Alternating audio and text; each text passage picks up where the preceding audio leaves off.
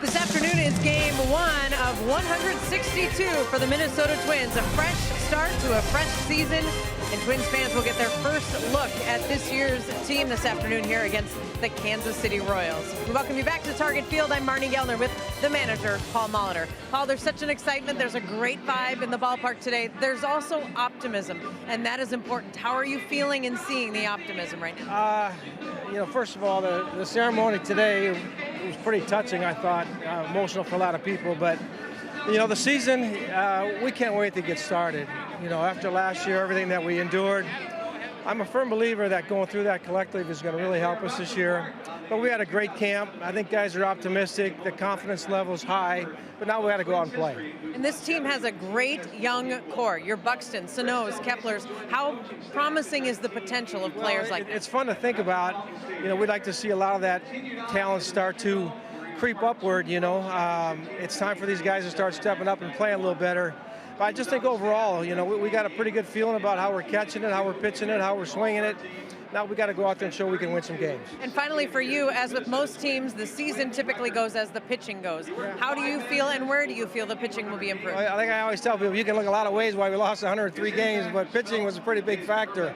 We got to have our rotation step up, shape that bullpen. If we don't pitch better, we can't expect a lot of different results. It's going to have to start with that. Paul, it's always a pleasure. Thank you and good luck. Have a good season. Thank you. Okay. Paul Molitor and the Twins will get started here shortly against the Kansas City Royals. But coming up next, Dick and Bert on that biggest area of need for improvement for the Twins, and that is in the pitching staff. That's coming up next.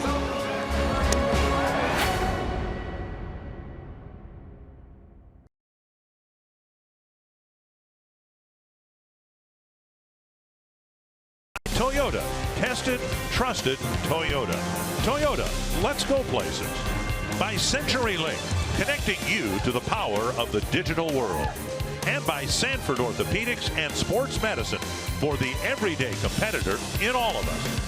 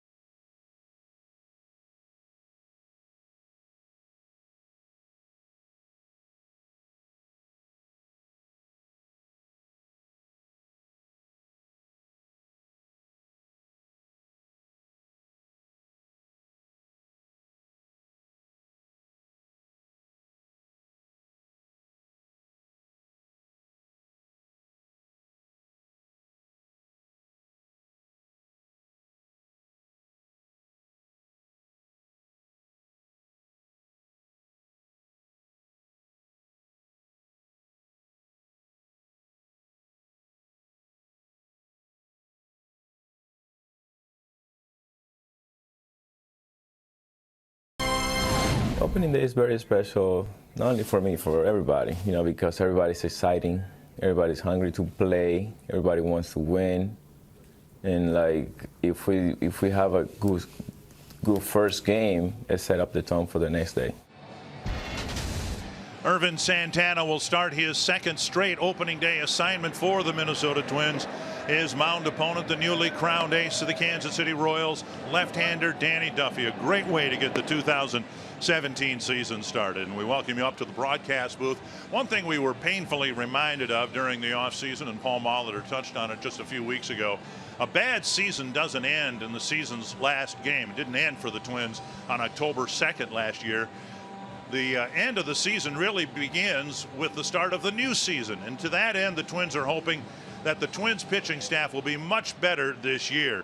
And Bert Blyleven, I know that's the hope of whenever this turns around for the Twins, it'll be because of the pitching staff. Yeah, Dick, thank you very much. You know what, folks, it all comes down to this little mound right here, 60 feet, 6 inches away from home plate. It's up to the Minnesota Twins to have a better year than they did last year. We're going to show you some numbers on their team ERA. Not very good, 5.08. That's the most in the American League. You want to improve on that. Opponent's batting average, very, very high. So what are they looking for in 2017? Consistency. Throwing the ball over the plate, throwing strikes, utilizing your defense. Try to keep the ball in the ballpark if you can. But it's all the big. It's Ervin Santana here this afternoon that hopefully will get the Twins on the right path. For Santana, look at his last 18 starts last year. Unbelievable. Since June 19th to the end of the year, he was 6-4, very good, 2.41 earned run average. So again, folks, it all starts on this little mound right here, and hopefully Ervin Santana can get the Twins on the right path. Dick, back to you. All right, thank you very much, Bert. And the Twins will hope to begin the process of distancing themselves from what happened last year with a successful opener here at Target Field. It's Ervin Santana against the Kansas City Royals, and we've got the first pitch coming up in just a couple of minutes.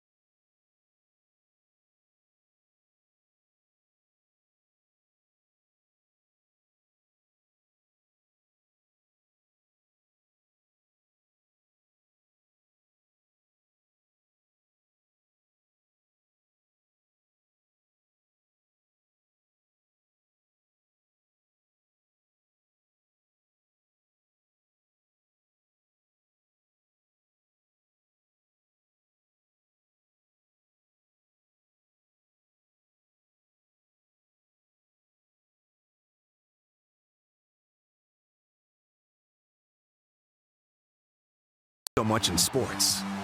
Dream seasons, dream matchups, dream opportunities. And if we can, going into next season, get together as a unit, hopefully we can bring a World Series to Minnesota. We do it because so much in sports is imagining what you want things to be like. It's funny, isn't it? how the success of a baseball team can define and redefine place and time. It's never been too early to remember when Bert shared his dream, or that dream September Sunday versus the Royals.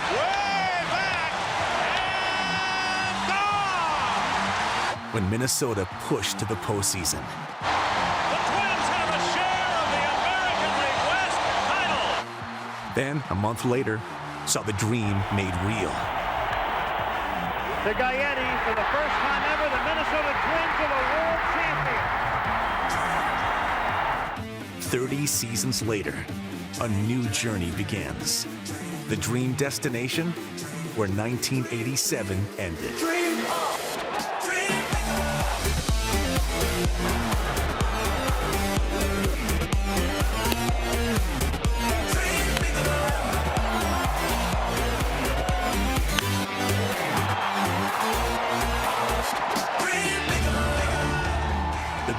Today is that everyone is born again. Fresh starts, clean slates, lofty dreams, and resolute in their belief that favorites and underdogs, this is their year.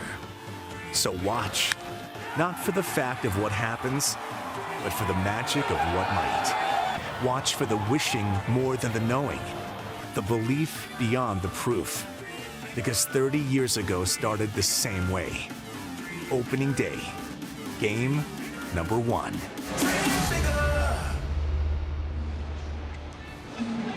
A cool day here in the Twin Cities. Cloudy skies, but the forecast has dried out considerably. When we woke up this morning, they were talking about 55% chance of rain about game time, but it looks like we've got clear sailing for a while. Yeah, the odds are good to the Minnesota Twins and the Kansas City Royals. Great crowd here this afternoon, and hopefully the Twins will get on the right path and start this year off with a victory. It's been a while since they've won on opening day. They have 8 straight opening day losses. And of course, last year the season started with a 9-game losing streak, and the season started in Baltimore. Just the second time that the Twins have opened the season at Target Field since they moved here. And this is the first time that the Kansas City Royals will open up here in Minnesota against the Twins. The last time that these two teams met was a memorable opening day. It started the 2002 season. The Twins had recovered, survived, if you will, the contraction threat in the offseason. And Jock Jones started that game with a home run into the fountains in left center field. That was the last time these two teams have opened the season together. For Max Kepler, his first opening day in a Twins uniform, and so many of these Twins players, you see the Kansas City dugout, their players of course hoping to bounce back after a 500 season last year. Irvin Santana last year made his first opening day start for the Twins, and the forecast in Baltimore wasn't very promising either, and you may remember somebody mishandled the whole situation. We got 2 innings in. Santana was done after that. We had a long rain delay. Twins lost in extra innings, and it was just kind of I guess as it turned out, an omen for what would follow. But here we are. The Twins take the field for the start of a new season. This talented young outfield, Kepler in right, Buxton in center, Rosario in left, hit the field here. And Irvin Santana, who was very, very good for the Twins in a lost season last year, will hope to get this season started on the right foot. Well, you know what, Irvin Santana kind of struggled at the beginning. Boy, did he pick it up over his last 18 starts. But what you're seeing here, of course, Brian Dozier's 42 home runs last year. What you're seeing is some young kids that had some experience last year. All of them worked hard, as Paul Molitor said. New catcher behind the plate and Jason Castro. And take a look at Kansas City Royals. There's Ned Yost. It was a disappointing year for the Royals in the one-loss column. They had a lot of injuries to deal with to some key players. And the Menards will line up for the Kansas City Royals. Alex Gordon in the leadoff spot, then Mike Moustakas, Lorenzo Cain, Eric Hosmer, Salvador Perez. Due to the Royals, slugger Brandon Moss, Paulo Orlando in right, Alcides Escobar, their shortstop, and Raul Mondesi Jr.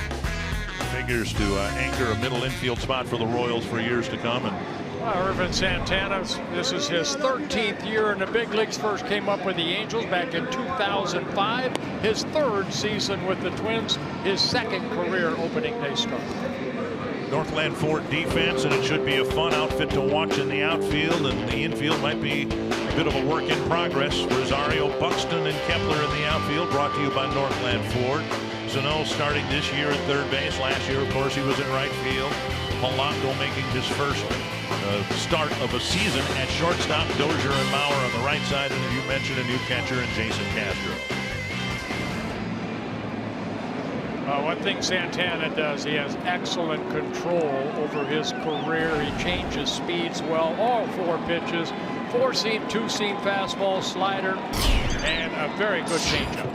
Alex Gordon takes down an in-ball 1.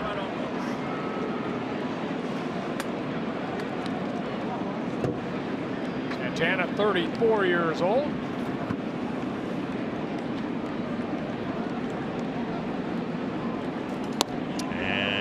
Missing inside, 2-0.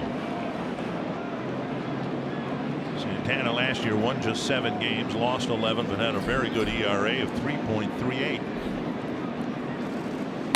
Driven to right. Kepler over a few steps, puts it away, 1 down. Don't want to fall behind 2-0 to an accomplished hitter like Gordon, but 1 away. Today's Cold Hard Facts brought to you by Clean, Crisp Coors Light. And as Paul Molitor suggested, there were a lot of things that went wrong last year in losing 103 ball games. The pitching, but also the defense. 126 errors. And you can see how big of a gap there was between the Angels and the Athletics with 97 errors. All comes down to good pitching, and what makes good pitching? Good defense. So hopefully the Twins can clean that up. Now Buxton will have a chance. 2 down. And that'll bring up Lorenzo Cain. You know, we just saw Gordon, we saw Moustakas, 2 guys that the Royals really missed last year a lot. And then you take a look at Cain right here. He and the guy on deck, Hosmer, kind of the salt and pepper, I guess, for the Kansas City Royals. They just kind of keep it all together. As it turned out, both Gordon and Moustakas were lost for a big part of the season on one play, their collision that put them both on the shelf for a while. Here is Cain, and there is strike 1.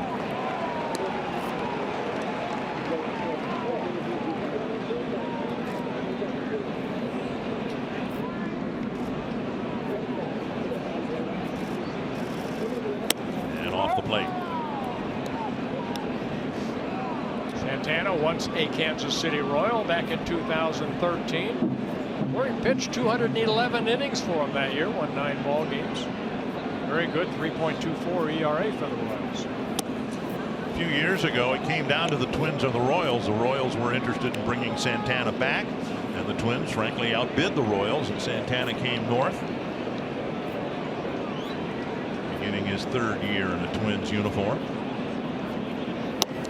Called strike on a breaking ball, and it's 2-2. Very, very good slider for Santana. That one left up a little bit, but does a great job of changing speeds. This guy knows how to pitch.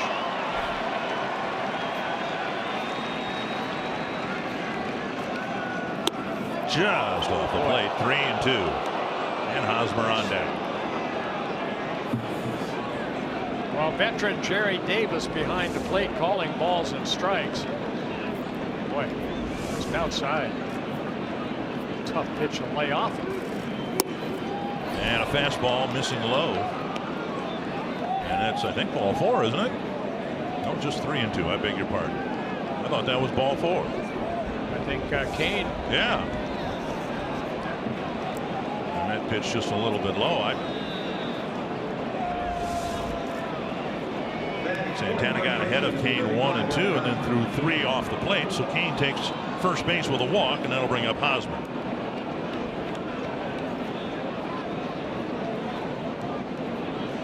Hosmer, key guy for the United States in their WBC win, of course, playing first base.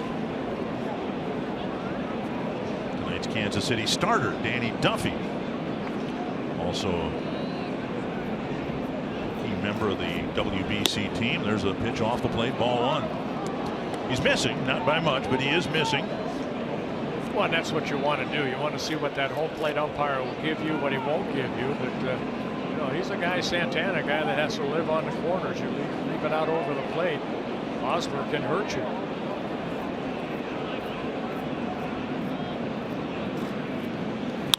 Popped up down the left field line. That's hanging in the air for Rosario. Each outfielder with a put out and a good, clean first inning for Irvin Santana.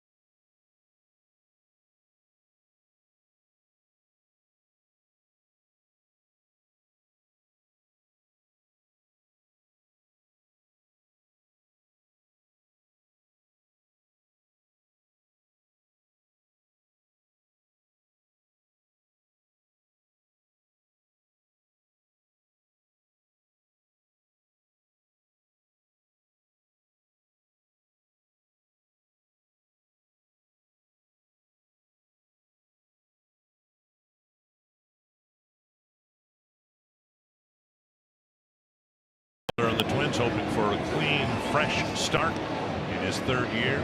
2 years ago, some thought the Twins overachieved in winning 83 games. I think everyone would assume or conclude that they underachieved last year. The Menards batting order for the Twins. Brian Dozier back in the leadoff spot. Robbie Grossman, the designated hitter, hitting second. Then Byron Buxton hitting third. Joe Mauer, Miguel Sano, Jason Castro, Jorge Polanco, Max Kepler, and Eddie Rosario. And making his first career opening day start as left-handed pitcher, 28-year-old Danny Duffy. He finished the season in a rotation and did a great job. He is now the ace. Leonardo Ventura passing away over the winter. Strike one to Brian Dozier. Brian with 42 home runs last year and 11 of them against Kansas City pitching.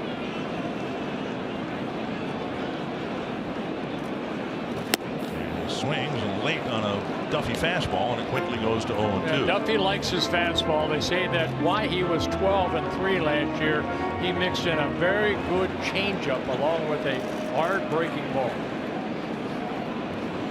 2 strikes to Dozier. Perez sitting off the plate, and the ball tapped back to the mound. And Duffy to Hosmer. Dozier retired 1-1. Northland Ford defense for the Royals, and some of the names have changed, but they expect to be very good out there again. Alex Gordon, the Gold Glove winner in left, Kane in center, Paulo Orlando in right. Mustakas Escobar really good on the left side of the infield. Mondesi, they say, can pick it. Hosmer very good. But the guy, to me, that makes this Kansas City lineup go, and one of the reasons they've had such success over the last few years is the guy behind the plate, Salvador Perez.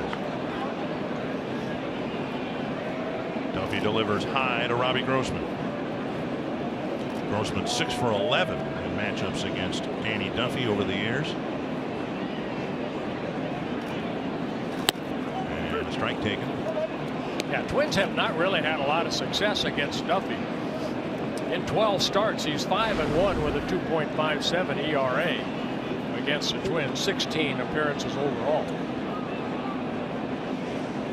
Made 3 starts last year. Made an early April relief appearance. That's when he was in the bullpen. He had some elbow issues in 2015. So Ned Yost started him in the bullpen. And they put him in a rotation, he was lights out. Off-speed pitch over for a strike, 1-2. Yeah, they say that last year his stint in the bullpen really helped transform him into what they feel is going to be an ace of their staff now for many years. Well, I think what they were talking about is that in the bullpen it was 1 or 2 innings, so he was all out effort. And you can see by his reaction right there, he's all out effort here. And he kind of took that mental part of attacking into 6-7 good innings on a consistent basis. Dave Island, the pitching coach. Of course, a year ago, it was Yordano Ventura who was the opening day starter for the Royals. Ventura tragically killed in a car accident in the offseason.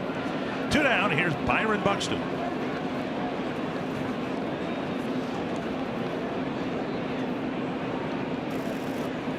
Inside, ball 1. We all thought that Buxton, as he seemed to find something that clicked last year in September, hitting 9th in the batting order, would eventually gravitate toward being the leadoff hitter, but instead he's hitting 3rd in the lineup. So we're going to miss 1-1. There's a good changeup right there at 83 miles an hour, 84. So with that 93, 94 mile an hour fastball, taking about 10 miles an hour off, creates that big swing by Buxton. 1-1.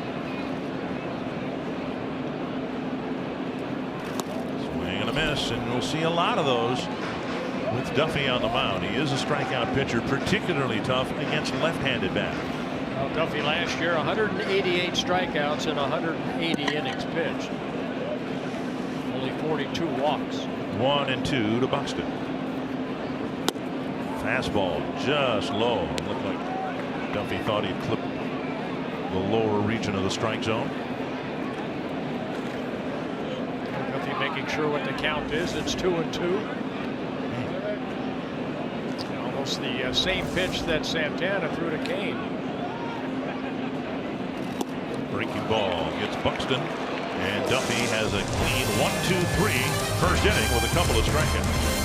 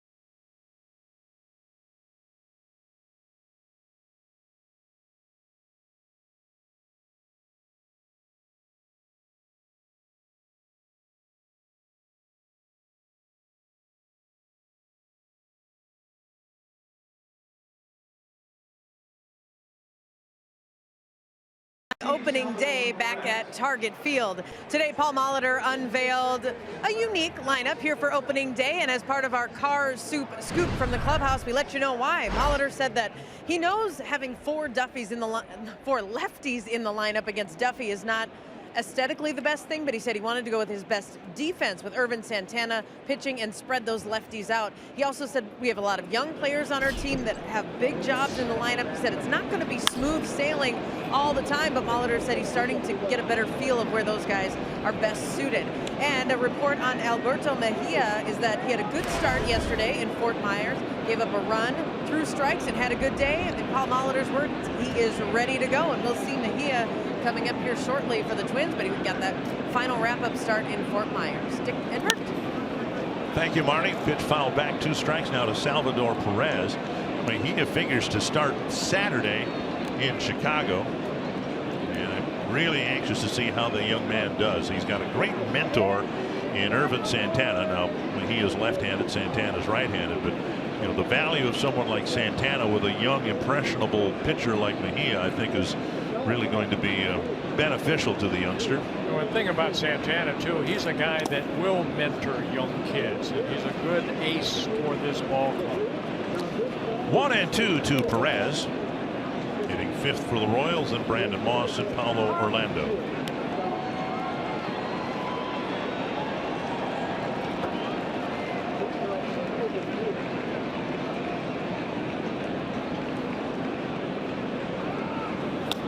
And now 2-2. Tried the slider right there. Perez didn't chase it.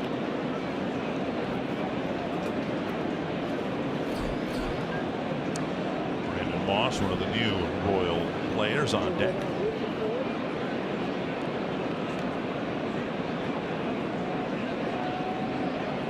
And Perez asks for time.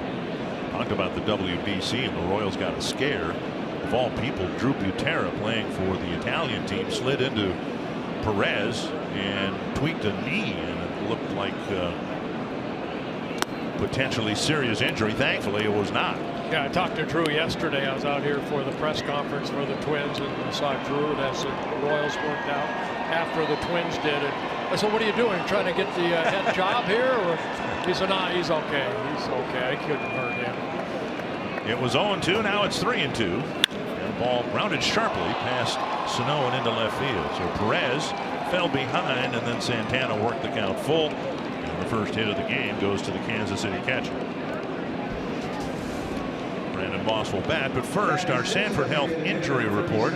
Ryan O'Rourke put on the 10-day disabled list. Trevor Maine lost for the season with Tommy John surgery, and Glenn Perkins put on the 60-day disabled list. And I'm going to implement a fine system for me and you and anybody else that might be working games every time someone mentions the 15-day disabled list, because it's a ghost. It doesn't exist anymore. So what, you're spending my money again? Somebody has to. That's true. Strike 1 to Brandon Moss. Brandon Moss, Kenley Morales now with the Toronto Blue Jays opened the door for the Royals to look for a new designated hitter. And it's Brandon Moss. Moss last year with the Oakland A's signed a 2-year deal with the Kansas City Royals. Royals feel that they'll have a little more pop in their lineup. Not so much. Well, Moss might hit more home runs than Morales would. Swing and a miss. Change up there. That's 1 and 2. But 1 through 9, the Royals think they've got a little more pop in their lineup. One of the reasons they only won 81 games is they had a hard time scoring runs last year. Santana ahead again, 1 and 2. Blocked nicely by Castro, keeping Perez at first base, and now it's 2 and 2. Yeah, Perez not a base stealer, but what Castro does right there, able to knock that ball down. You see where that ball lands in front of home plate, utilizing his body to keep the ball around home plate.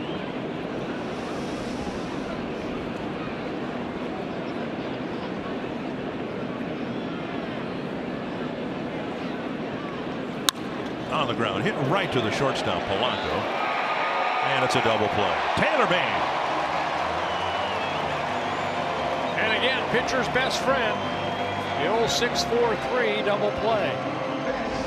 So a nice play by Polanco. You see how he gets down.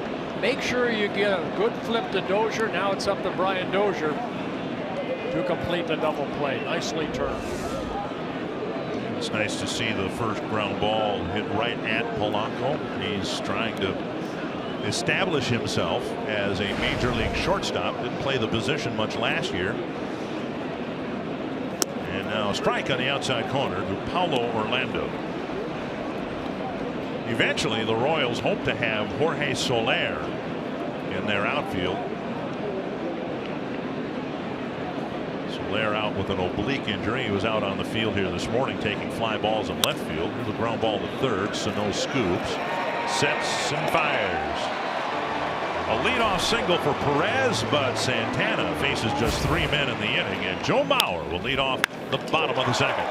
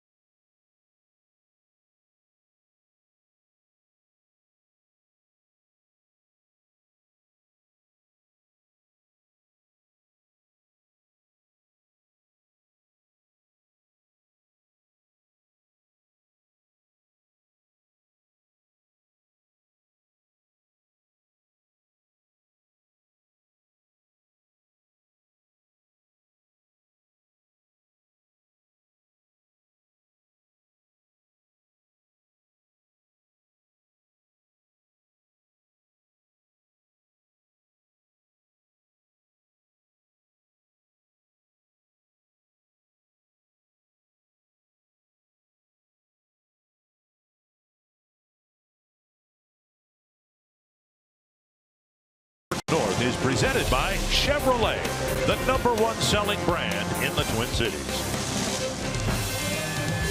Bottom of the second, Joe Mauer hitting cleanup and leading off the bottom of the second inning. It'll be Mauer, Sano, and Castro.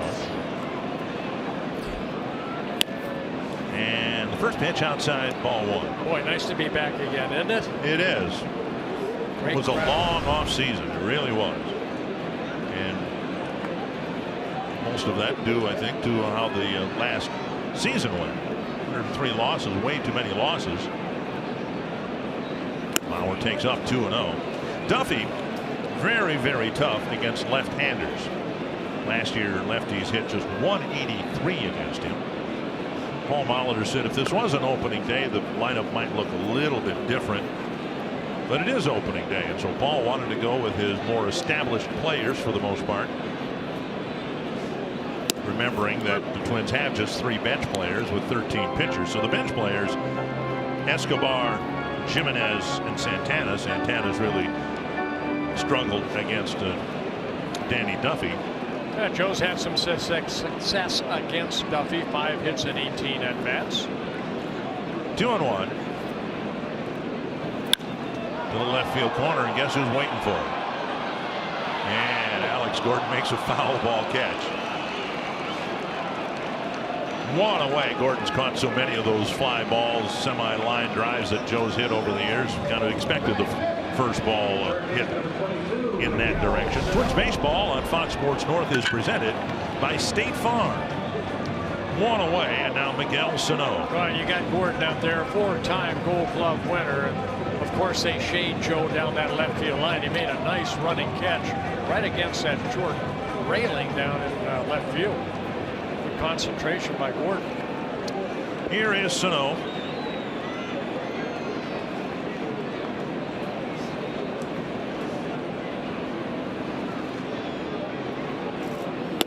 And off the plate, ball 1. Sano last year actually struggled more against lefties than righties.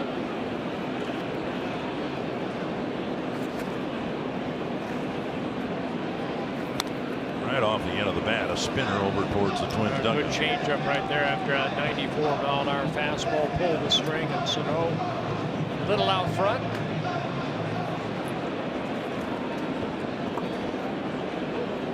Let's see. Sano didn't do that well against right-handers, but oddly he struggled more against lefties. 1-1 from Duffy to Sano. low.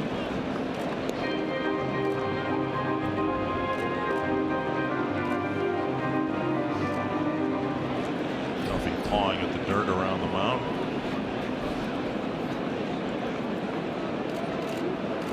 Duffy did give up 27 home runs last year. And now 3-1. So no, last year 178 strikeouts against just 54 walks. We'll see whether he can show some patience here if it's a strike or swing at it, but the Twins would like to see his walk numbers spike up this year. I'd like to see a home run right here. 25 last year, just got underneath that. Boy, did he ever. Wow. Mondesi stayed with it. 2 away.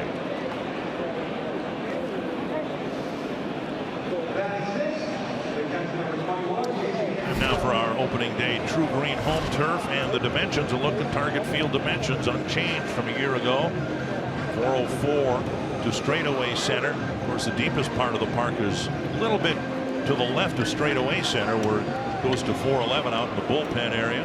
The 339 down the line to left, 328 to right, and the wind blowing in from left field here today.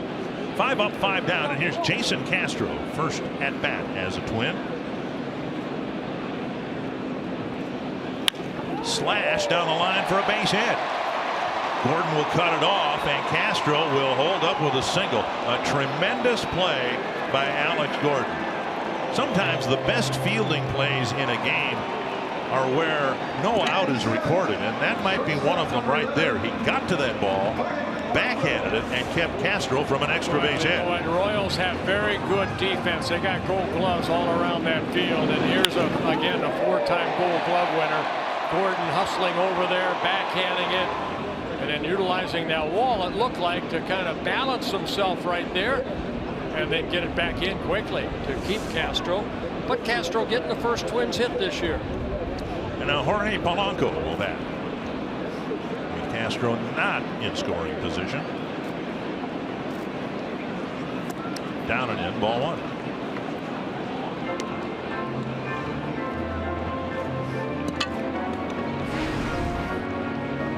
Twins just 4 wins against 15 losses against the Royals last year.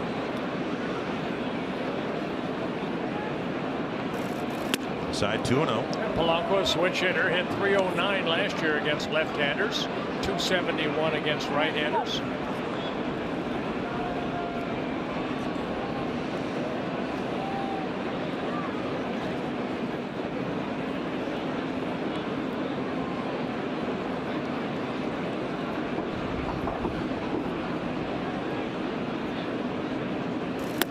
And a strike called, 2-1.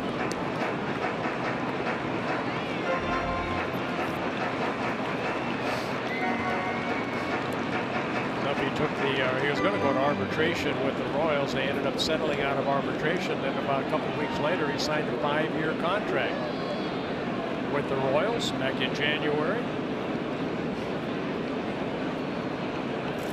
Polanco takes inside, 3-1 with Kepler on deck. And that's what baseball wants to do, secure pitchers like Duffy to long-term contracts. And that's really a long-term contract for a pitcher, 5 years. Takes them through 2021.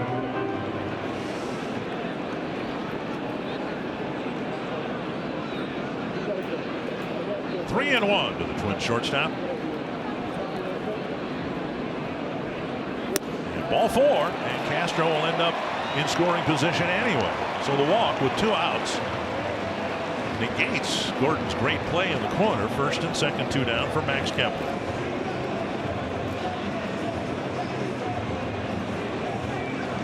Kepler had his issues against left-handers last year, hit just .203 against lefties. But nevertheless, very promising start to his major league career. He had a very solid first year just to get his feet wet.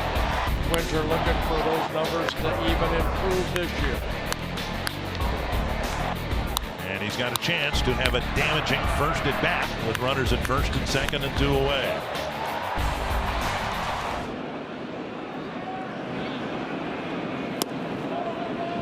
Was asked a lot about his lineup.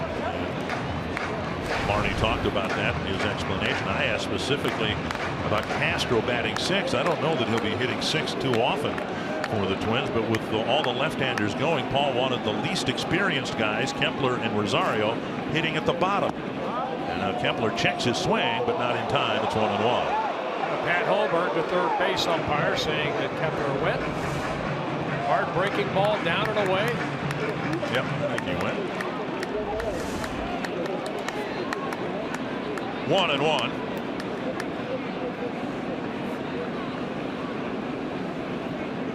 Swing and a miss. 1-2.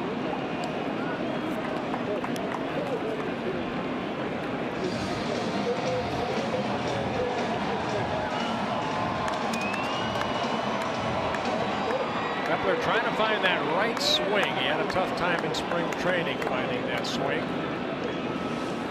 Tough assignment here today, opening day against Duffy. Just off the plate, and again Duffy with a step or two towards his dugout when he hit the corner. A fastball away. You see where Perez was sitting up off the plate.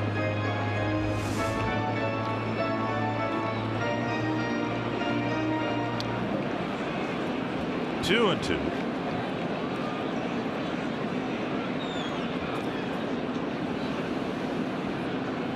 Kepler stays alive, spinning a foul to the screen.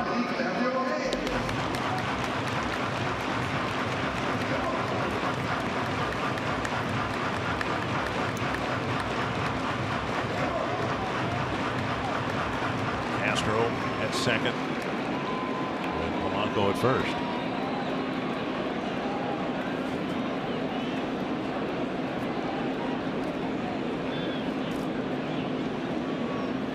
Swing and a miss. And another strikeout for Duffy, this time stranding 2 runners on. We are scoreless going to the third. Derek Falvey will join us in the third.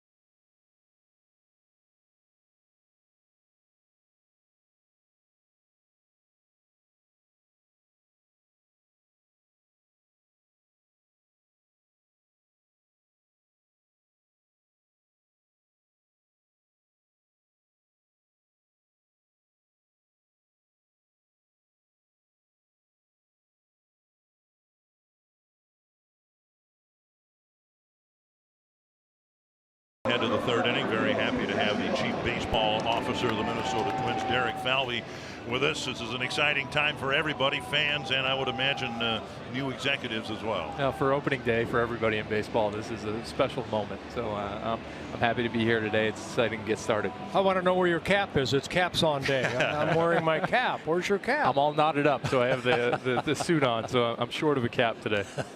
Alcides Escobar will lead things off. Well, Derek, let's talk a little bit about the decisions that were made coming out of spring training. First, the decision to go with 13 pitchers and the repercussions of the roster and how it looks because of that. Pop up near the mound. It's a great sound right there, isn't it? Sickening. You being a former pitcher, that's a great sound, Derek. It is. I didn't get many of those, though. Broke the bats. As we talk about the roster, we thought it made some sense to talk a little bit about our pitching staff. With opening up in cold weather, going through a few cold weather cities, the realities you guys know early on in the season with delays and otherwise, we felt it was the best alignment of our roster now, and we'll make adjustments as necessary as we go forward. 13 pitchers, and you're counting on this guy to give the Twins a really good chance and pitch a lot of innings again this year. But the decision to go with 13 pitchers, is that ultimately what cost Byung-Ho Park a spot on the roster when a lot of people looked at the numbers in spring training and thought, well, he's found something, and the ball up to the right side. Dozier from glove to glove, 2 down. Nice play by Brian Dozier. Mondesi, an outstanding bunter and a very fast runner, but Dozier made a fine play, 2 down. You know, so many scouting reports now. Brian Dozier wasn't playing a deep second base, so he was maybe anticipating that.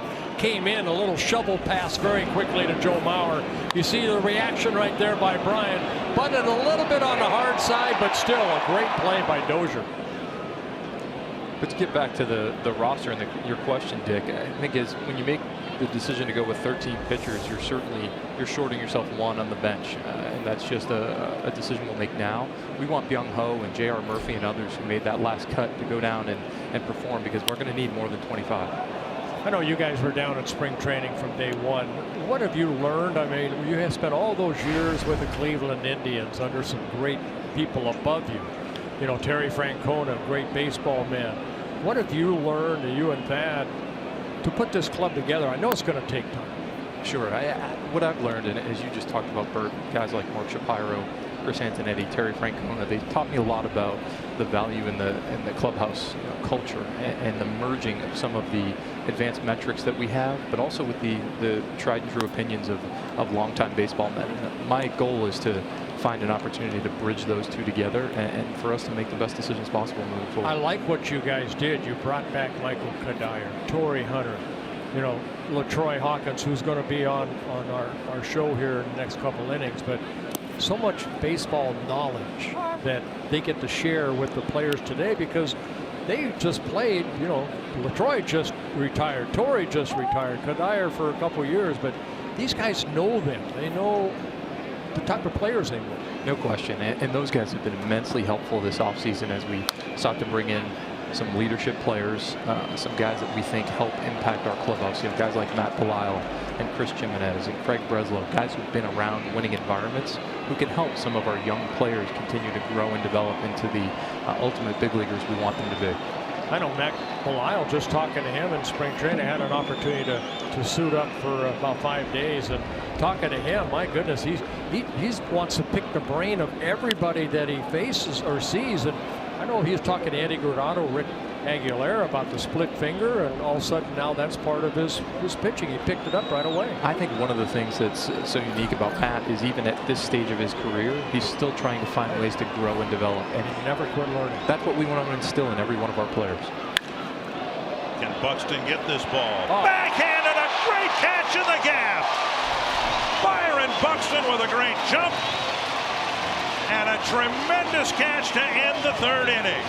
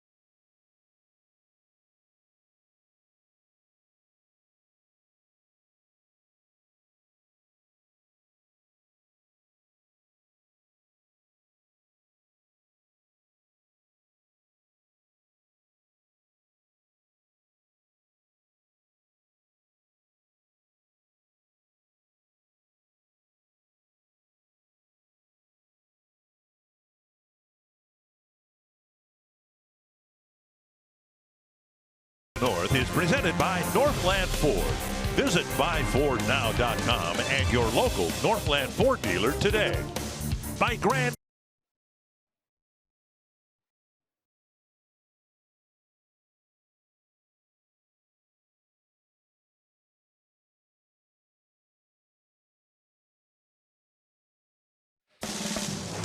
Twins baseball on Fox Sports North is presented by Northland Ford. Visit buyfordnow.com and your local Northland Ford dealer today. By Grand Casino, the best stories start here. And by Menards. Save big money at Menards on all your home improvement needs. Eddie Rosario predictably went after the first pitch, lifted it foul out of play, strike one, as we begin play here in the bottom of the third. Dick Bramer, Bert Blyleven, joined by the chief baseball officer for the Minnesota Twins, Derek Falvey. Rosario, a key player and a player who I think benefited from the WBC. What are your thoughts about that, and how, after the fact now, how disruptive it was to what you tried to get done in spring training, if at all? You know, I think in Eddie's case, he got a chance to go play in a meaningful environment. Bert, you've seen the games and the quality of it as pitching coach with Team Netherlands, and you see the quality of the competition that you get in March, and I think you can't replicate that in spring training. So in Eddie's case, I thought it was a real positive. We tried to do what we could with the other players around our environment to make sure that they assimilated back as well as we could. Rosario with a bounder up the middle and under the glove of Mondesi. Rosario's aboard with a leadoff single. You know, Derek, one thing we saw, a couple nice defensive plays. Brian Dozier coming in off the bat of the bunt, and then right here, Buxton. You can see where he's playing, and you talked about, you know, Jeff Pickler maybe having these outfielders play a little more in a little bit because of their comfort zone. Buxton made a great catch. Yeah, I think that's a perfect example, Bert. You talked about the blend. Jeff Pickler is using some information to help us align our outfielders. You have someone like Torrey Hunter through the course of spring training helping Byron to get familiar with maybe where he can stretch himself as a center fielder. So that blend of the information and the metrics that we can use with a guy like Torrey's expertise and history has been incredibly helpful for Byron. I think you also have to know the player is, can he go back as good as he can come in?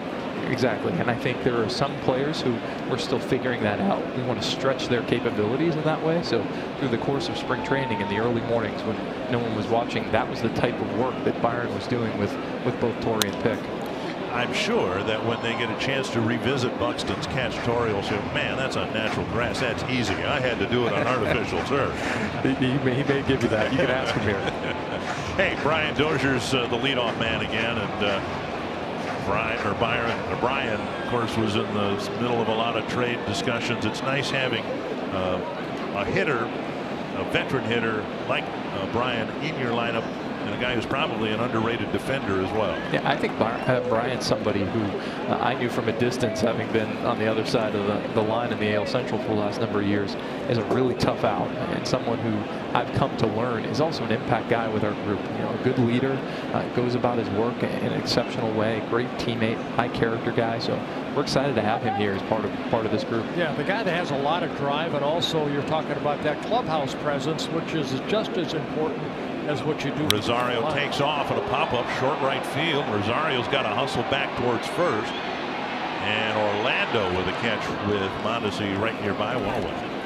You know, I want to talk a little bit. You were a pitcher. You at Trinity College out of Hartford, Connecticut. That's right. What kind of pitcher were you? A pitch to contact who gave up a lot of loud contact type of pitcher. Now, how many years did you pitch? I was at pitch through college. But you know the importance of going out and being consistent as a starting staff, and that's one thing that, you know, it hurt the Twins last year, the inconsistency of the starting staff.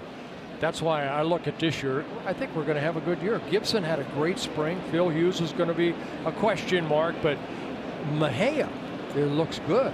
Yeah. He throws good, and then of course you got Hector Santiago. He's a finesse attack type pitcher. I think our staff, admittedly last year, they'd be the first to tell you that they didn't pitch up to the standards that they've set for themselves.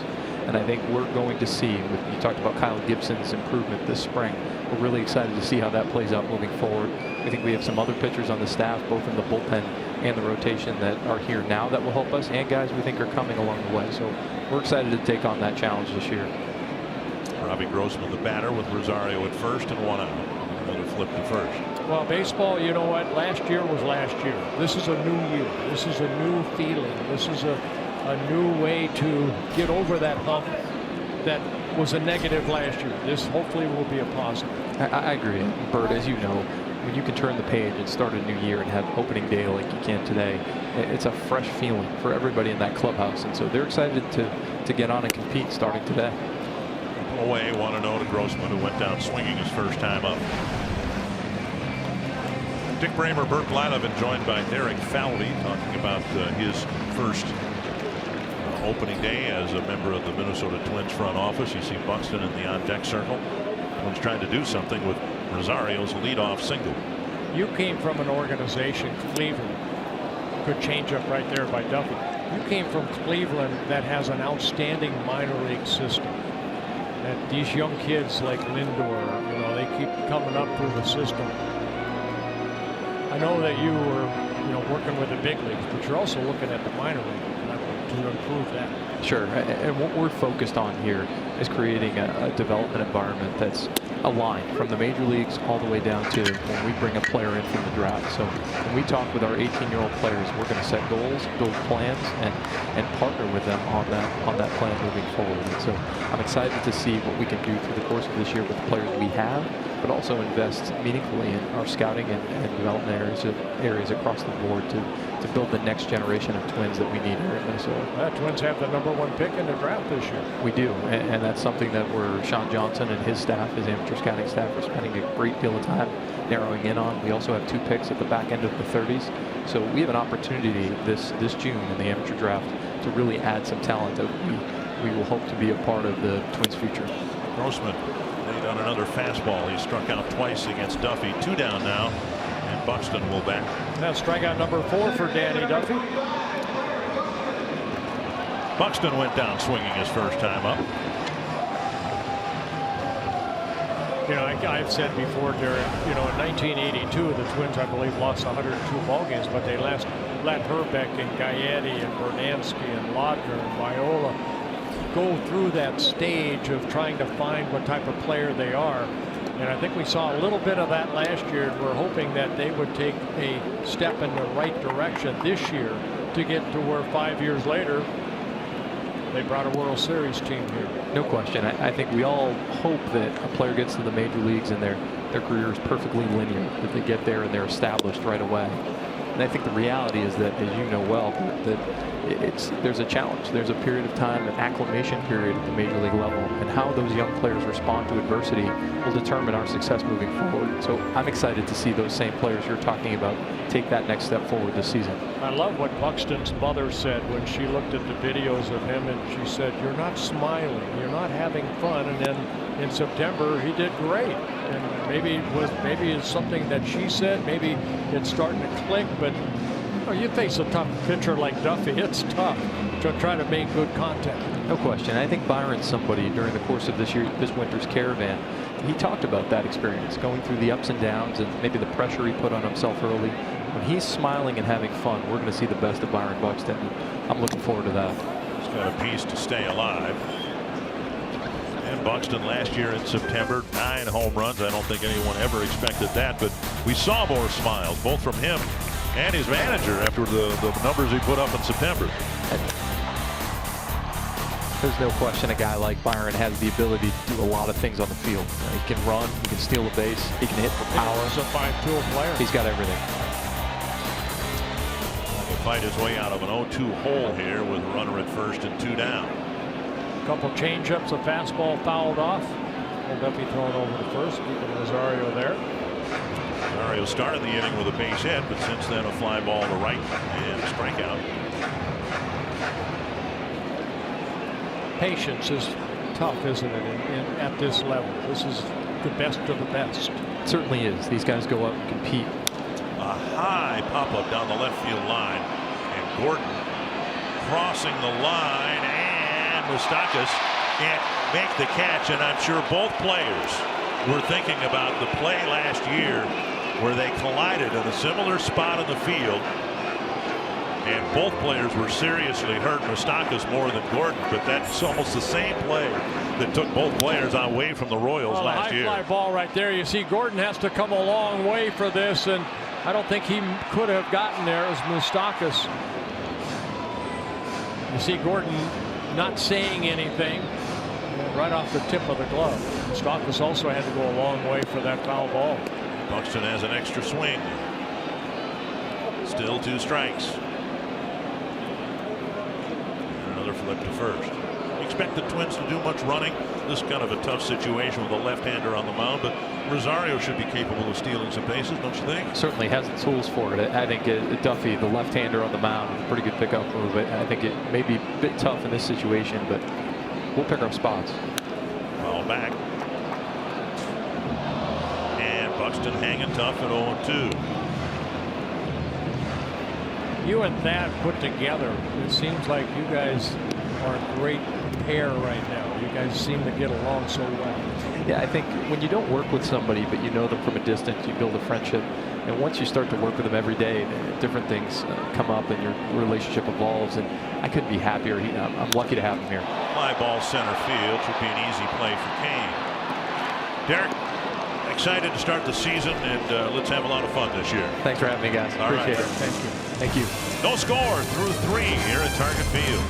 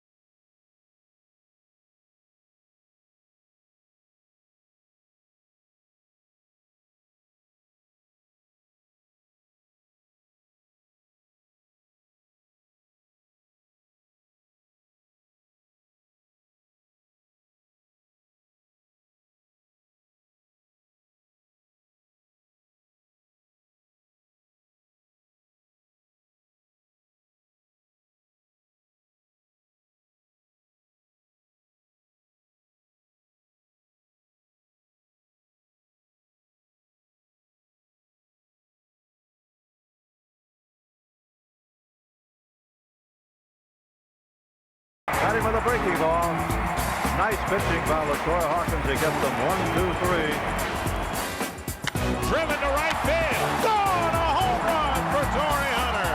Back to the fence. What a catch by Torrey Hunter. Well, we're very happy to have both LaTroy Hawkins and Torrey Hunter as part of the Twins broadcast team. We're going to break you in with an inning's worth of work here today. I'm looking forward to it. Especially with you 2 veterans.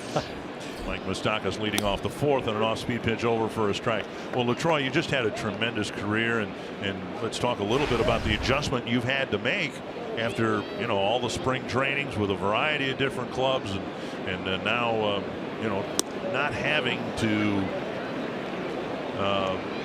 play baseball or not getting a chance to play it anymore. How's the adjustment going? Well, it's a lot less stressful because when you walk in, wait till you get up here. You don't have to worry about trying to make a ball club. But it was just a great experience going in there and helping out some of the guys, and particularly the young guys in our minor league system. So just getting adjusted to doing that and trying to make an impact somewhere else as opposed to the way I did it when I played.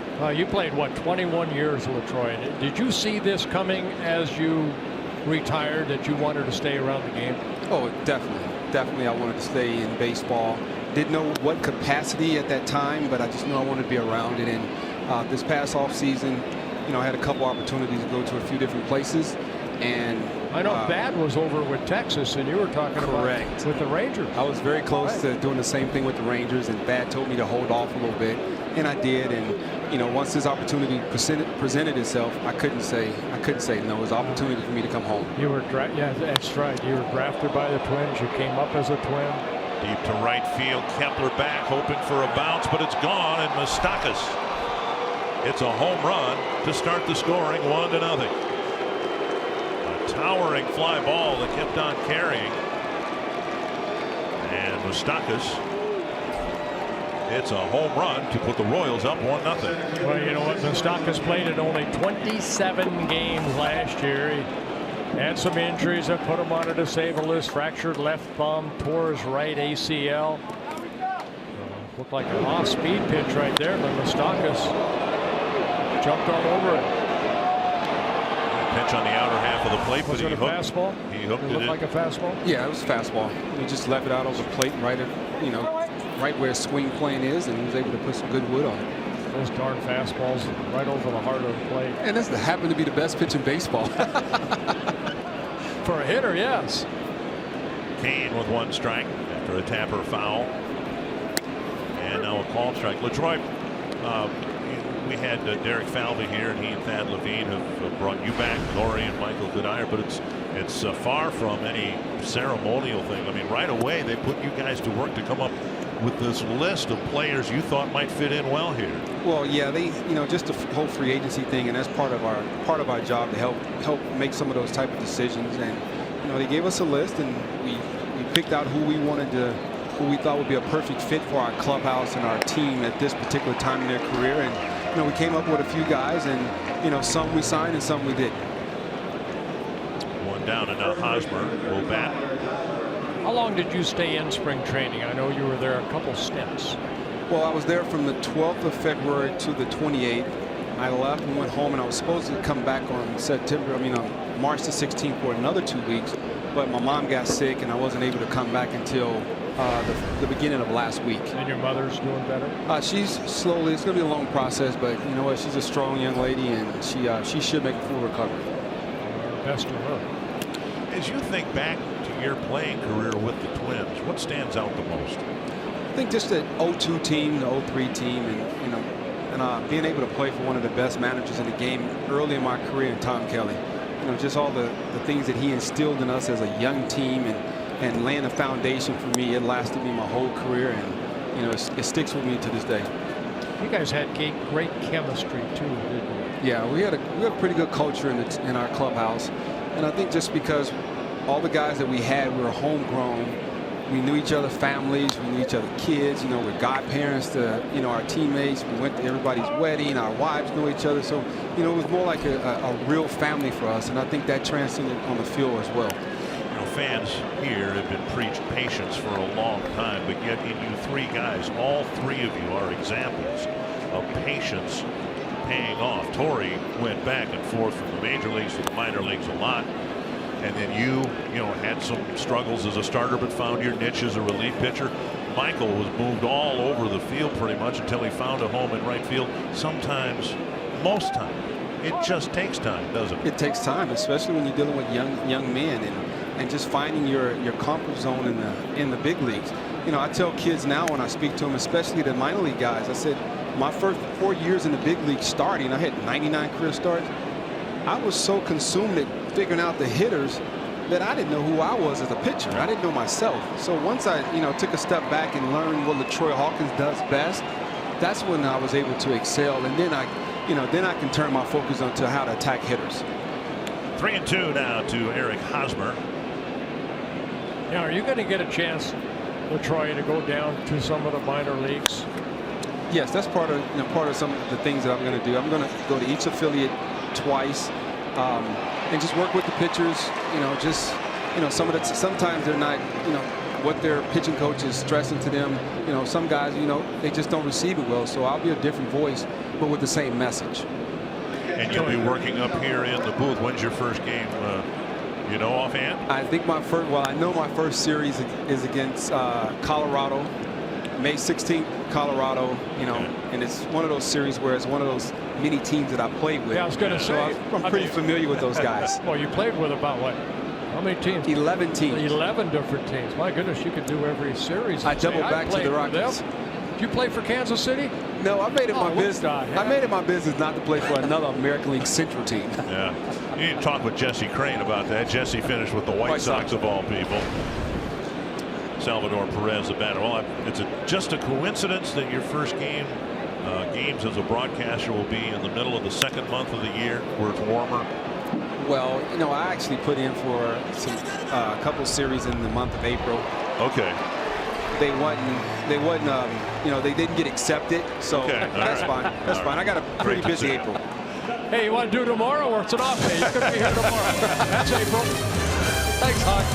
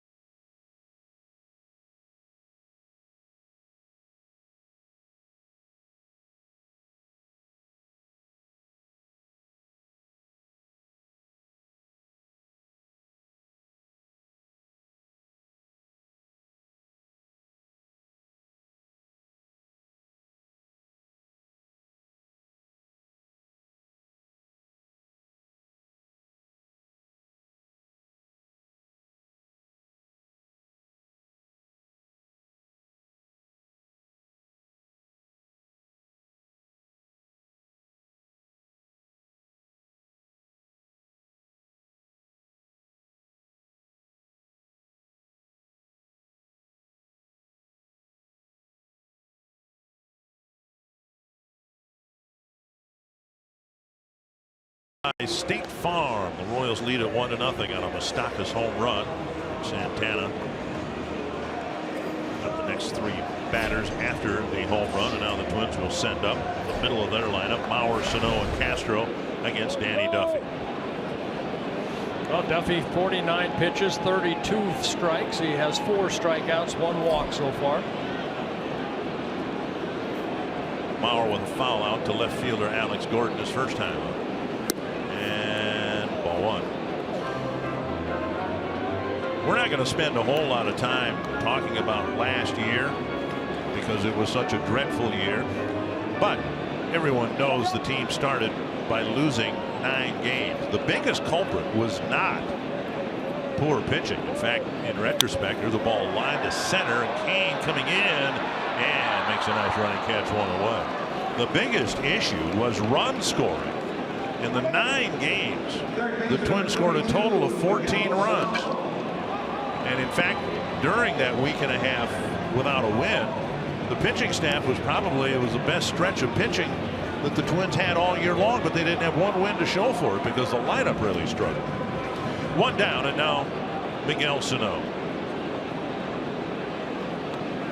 You're going to look back at that first week and a half. The games were 3-1, 4-2, 3-0. Sano with a pop-up to second base his first time up, and he's just tied the game. A rocket to left.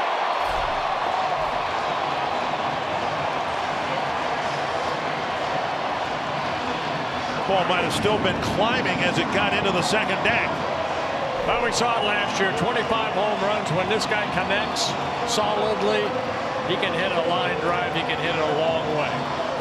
Tapping that right arm right there, the power that this young man can generate is incredible. There was some doubt about Moustakas' and how long it would carry. There was no doubt about this. 1 apiece, and now Jason Castro. Castro with a single to left field his first time up, a 2-out single. Was stranded at second base. Side, ball 1.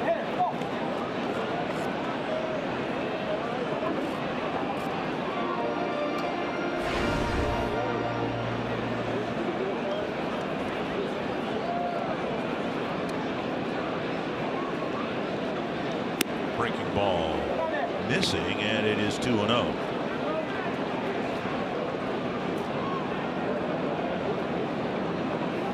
Fifth pitch of the game for Danny Duffy.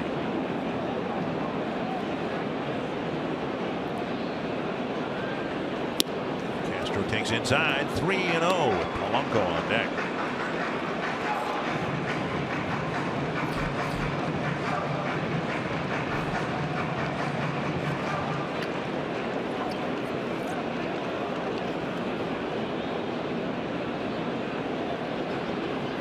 Castro takes a strike.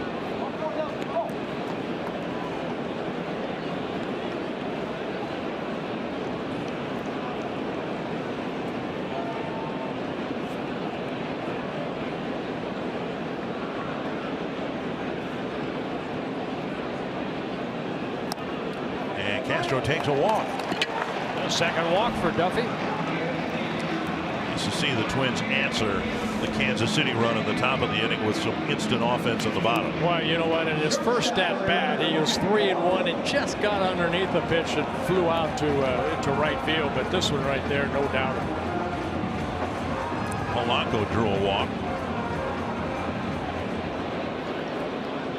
Into the second deck easily. Polanco, known as a guy who's going to pile up a big number of walks, and Perez has to scoop one out of the dirt. Polanco last year 245 at bats, and he walked 17 times.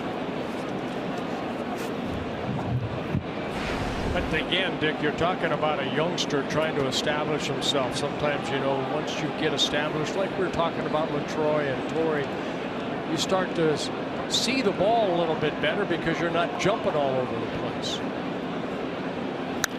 Fouled away. One thing that I was encouraged about, the guy hit 282, and everywhere he's played in the minor leagues, he's proven that he can hit.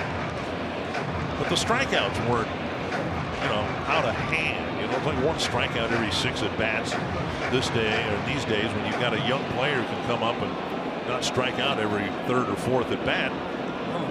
Something to work with there for James Rowson, the new pitching or hitting coach. And another one looped foul over the Twins dugout. Even that swing right there, he waited back nicely and went after it like he was going to line it into right field. He just got underneath it. There's James Rowson, the new hitting coach for Paul Molitor. Previous big league hitting coach experience with the Chicago Cubs. 1-2 to Polanco. Last year hit over 300 against lefties. Checked his swing. Good take right there. You do that. Check your swing and take a close pitch like that, but it's 2-2.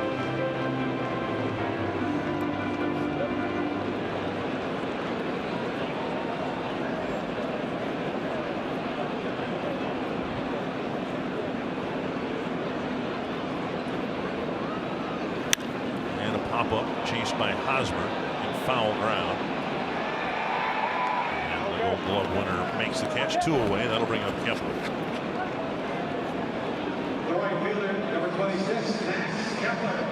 Kepler struck out his first time up, stranding a couple of runners in the process.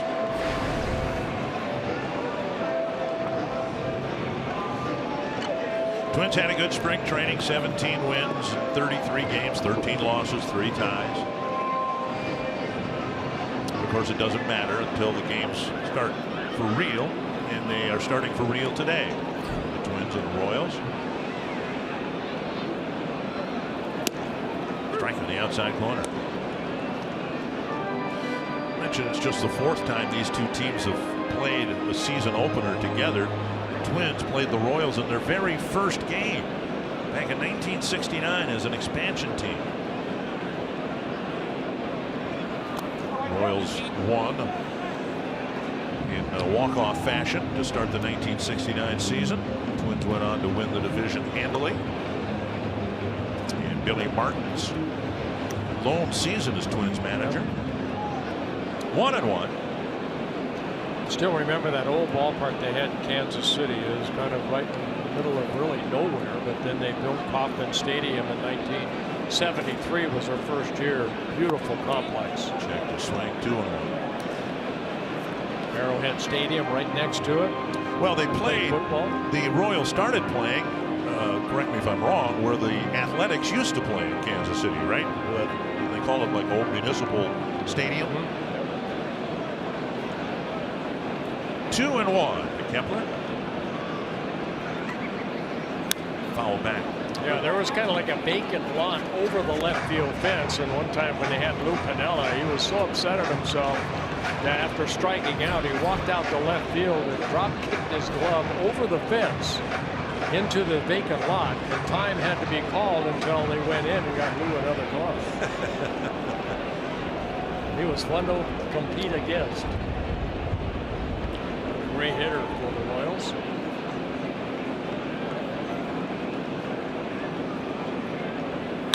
Popped up center field. Kane waiting for it. Miguel Sano with a home run to tie it, and the prescient Brian Dozier knew it was going to happen eventually. Everything speeds up, slow down. In the box, base ground ball, a good opportunity to make sure you slow everything down. Everything. Slow, slow, slow. Hey. See you, Duffy. El mismo a tercera o uno. El mismo, still 1 point.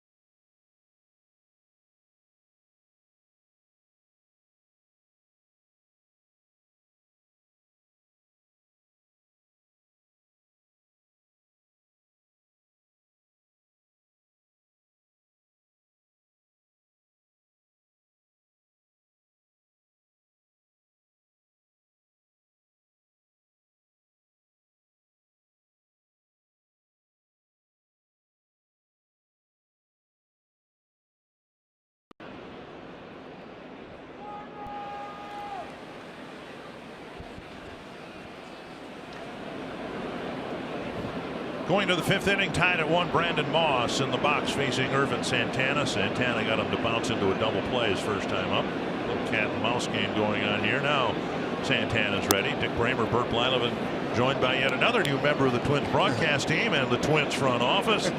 Torrey Hunter with us here. How you guys doing? Everything's going good, man. You're looking good. Well, thank you, thank you. You clean up well, Dick. You say that with some surprise in your voice. Yeah, a little surprise. Foul back. Hey, your thoughts about the new regime here with the Twins? Derek Falvey was here a couple innings ago, Thad Levine, and what you've noticed about these men. I know you owe an awful lot to Terry Ryan, but what they brought to this organization. You know, just I've been around Terry Ryan for so long, and I kind of know his ways and different things like that. And you get a guy like that, and Derek, they come over, and you think it'll be different. But these guys are awesome, man. They you know, very much of baseball guys. They've been around a lot of players and got a lot of information and just been around the game pretty much their whole lives. And so when you have a conversation with those guys, it's not lost. You know what it seems like, Torrey, and then they've included you, LaTroy, Michael Kadire. I know they had me in spring training for the first time. They're trying to, I think, get guys that have been around the game to share their knowledge. Yeah, that's what pretty much what they want to do, and they brought us in to kind of be in the clubhouse and go down to the minor league side, and we're going to travel this during the season to go see some of the minor league players and kind of talk to them and give them the mental side. Wow. Only Byron Buxton could fall down and get himself up to make that catch. I think he slipped a little bit, didn't get the best to jump, but then his speed took over. Torrey, you got to love watching this kid play. This play right here is one of my favorite players. Watch his reaction. He kind of went back, slipped. That's a good recovery. That's a great. When he made that other diving catch, we said that when you get a chance to revisit it with him, you'll say, "Hey, those are easy. I had to make those catches on artificial turf." Yeah, I had my buttons got melted when I had to dive for plays like this, and my skin would burn off. And he's blessed to be in some grass. Hey, what have you seen from Byron with 2 down here? We're going to ask the question and hope to get the answer. But how have you seen him, a change in him this year from what you saw in the past? Man, just watching him in spring training, putting in the work in the batting cage, and the way he kind of interacts with his teammates, and he's kind of like, he has a little confidence about him. He has a little more fire, about him. His work ethic is second to none. I mean, he's one of the best guys on the team as far as working hard.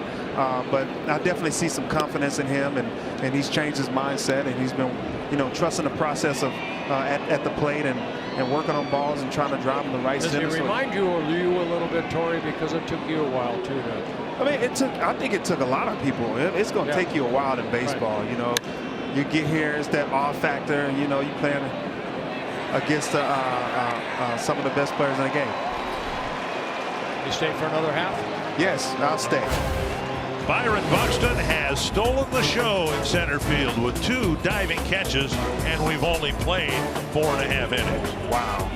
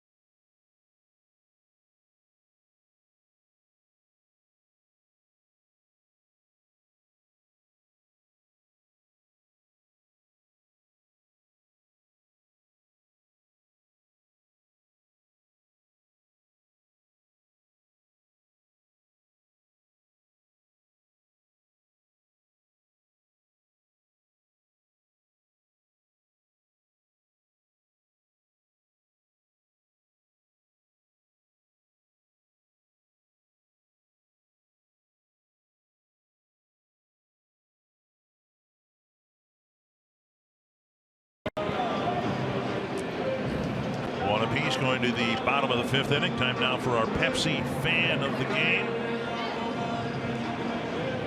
And I'm not sure which of those 4 people, the guy talking into the phone, presumably. All right. We're live. Hey, watch out. Here's Eddie Rosario to lead off the bottom of the 5th. It's been a game highlighted by tremendous defense. Brian Dozier with a great play on a bunt. Byron Buxton with a couple of sensational plays in center field already. Rosario singled his first time up. I tell you what, Torrey, I like this kid right here, Rosario. He has really cover all the plate. I've seen him pull the ball, but then he'll look ugly on some swings and then just hit a little flare in the left field. Oh yeah, he reminds me of Vladimir Guerrero. Of course, Vladimir hit everything, but he swings at everything. He's always ready to hit. And Vladimir, you threw the ball down the middle, he popped it up. But if you threw anything in the dirt, over his head, at his neck, he got a base hit up. Tony Oliva too in Twins history. My goodness. Yeah. Eddie, man, in the WBC, saw the fire in his eyes, right? mean, he had some kind of fire in his eyes, man, and I think he's kind of carrying it over into the season. And he told me that he was going to do that in Yadier. That Puerto Rican team had a lot of spirit. That was fun to watch. Man. Not against us. They beat us in extra innings, and Rosario hit the sacrifice fly to score the winning run. Yeah, I saw that. So when I got to throw batting practice to him in spring training, first one behind his head. Just to remind him, hey, no, I didn't like what you did. I didn't like what you did. No, he's a great kid. Yeah, he's good. He's growing up, man. He's maturing, and I definitely think he's definitely going to be a bright spot in the future. Swing and a miss. Rosario strikes out, one down here. And then he strikes out. Yeah, strikeout number 5 for Danny Duffy. You'll learn very quickly here that there's nothing you can say up here that will have any impact on how the game is played. Baseball's tough, man. It's tough. It is. That's a nasty pitch right there. Good hard breaking ball down, and Rosario.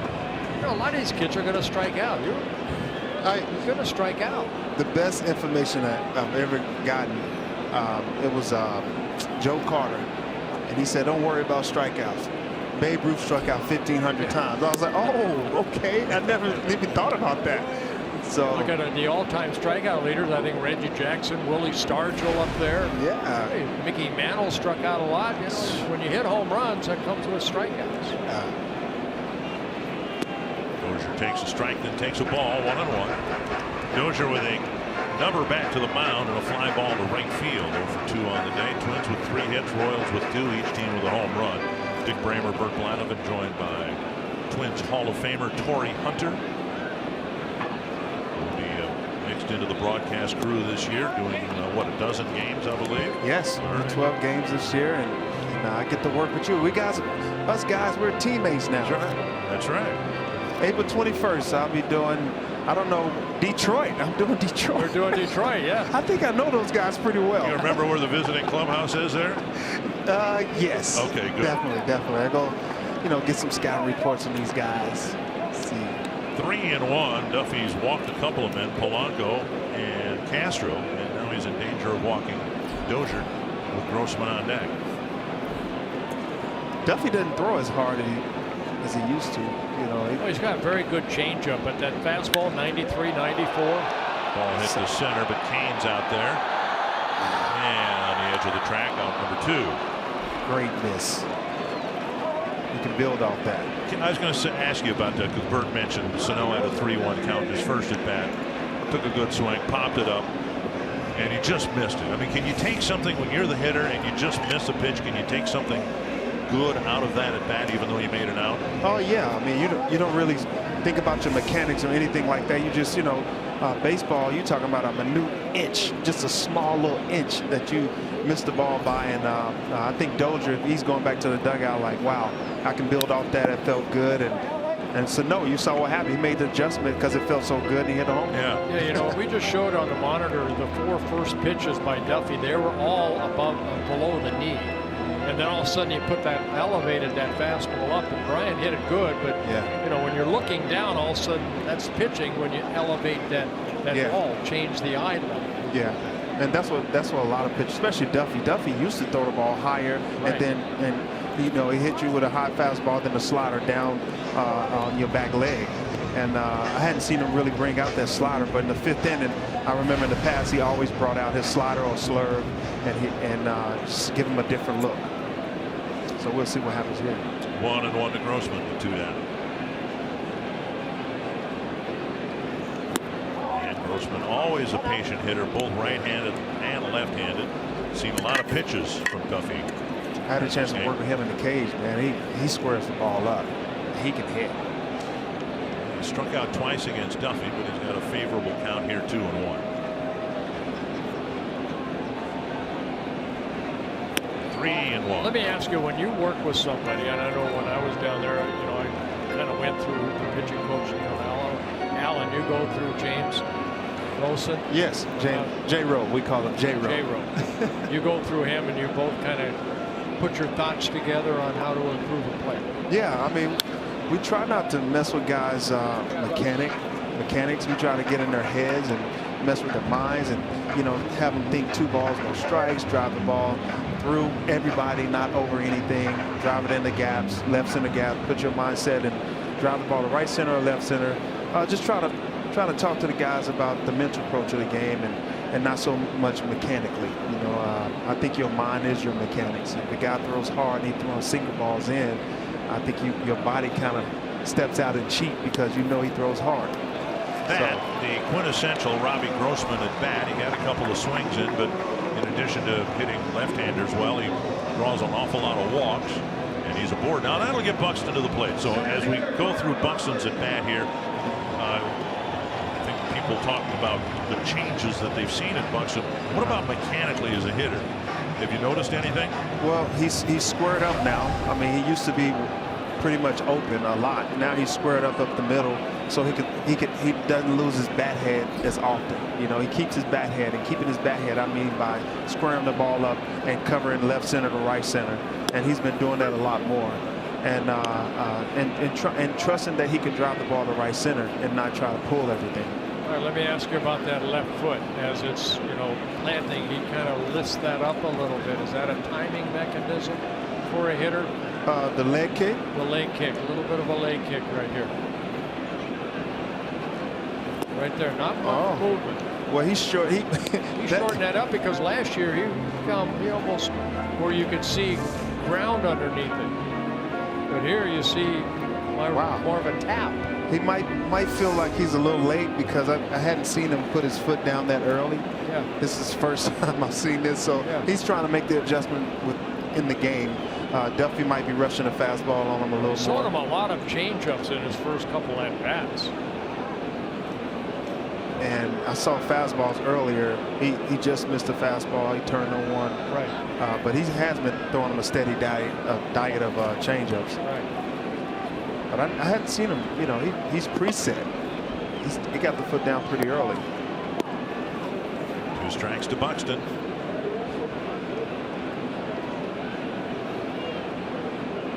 You're watching, aren't you? Oh yeah. There it is. There it is. Why did he change? What? That's a good swing, though. It was a good off-speed pitch. It was a good swing. Good swing. That's 2 different swings. We hadn't worked on that.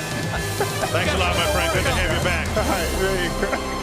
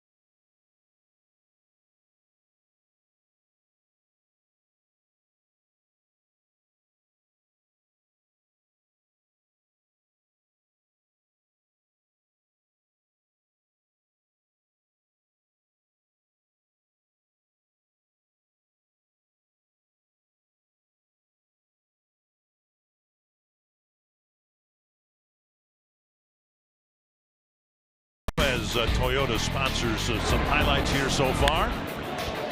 Byron Buxton with one great catch after another. Well, it's going to be a fun summer watching these outfielders and their range.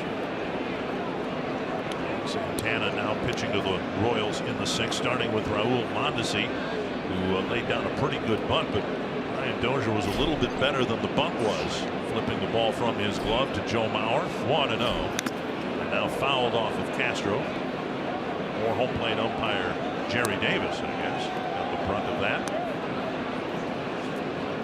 The offseason's long. If you love baseball, you can't wait for this day. But if you're an umpire, it probably takes all of off season for your body to heal. Yeah, they take a beating from time to time. Jerry Davis has been doing a long time. The crew chief here.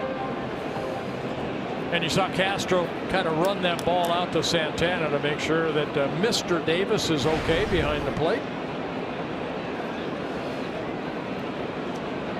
1-1. Half swing, but he went.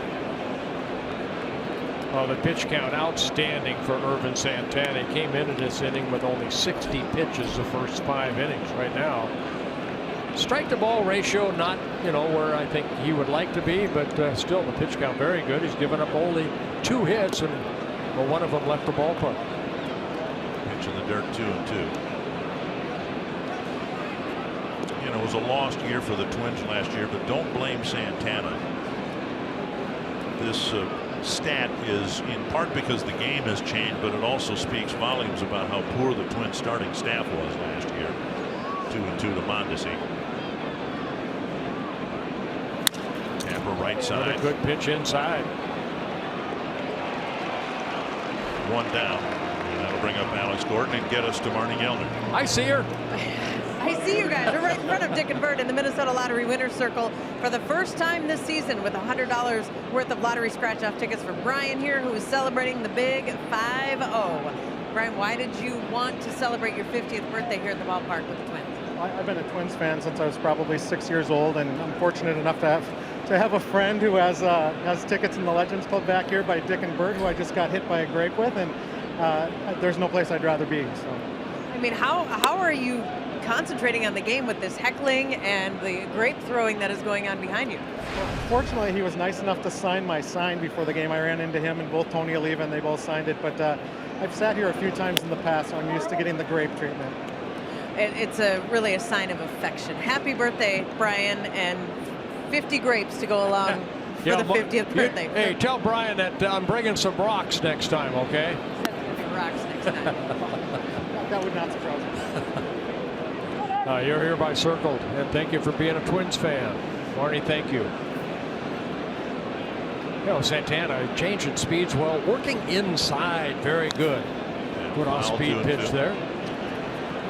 Twins played 162 games last year. In only 30 games did a starting pitcher so much as get 1 out in the 7th inning. Now that is stunning. Santana did it almost half those times. 14 times he got an out, at least 1, in the 7th inning or beyond. It gives you some measure as to how short the Twins were in starting pitching last year. Popped up right side. Mauer will call for it and make a foul ball catch. 2 down. Only in Minnesota can you experience an award-winning and diverse landscape in each course you visit.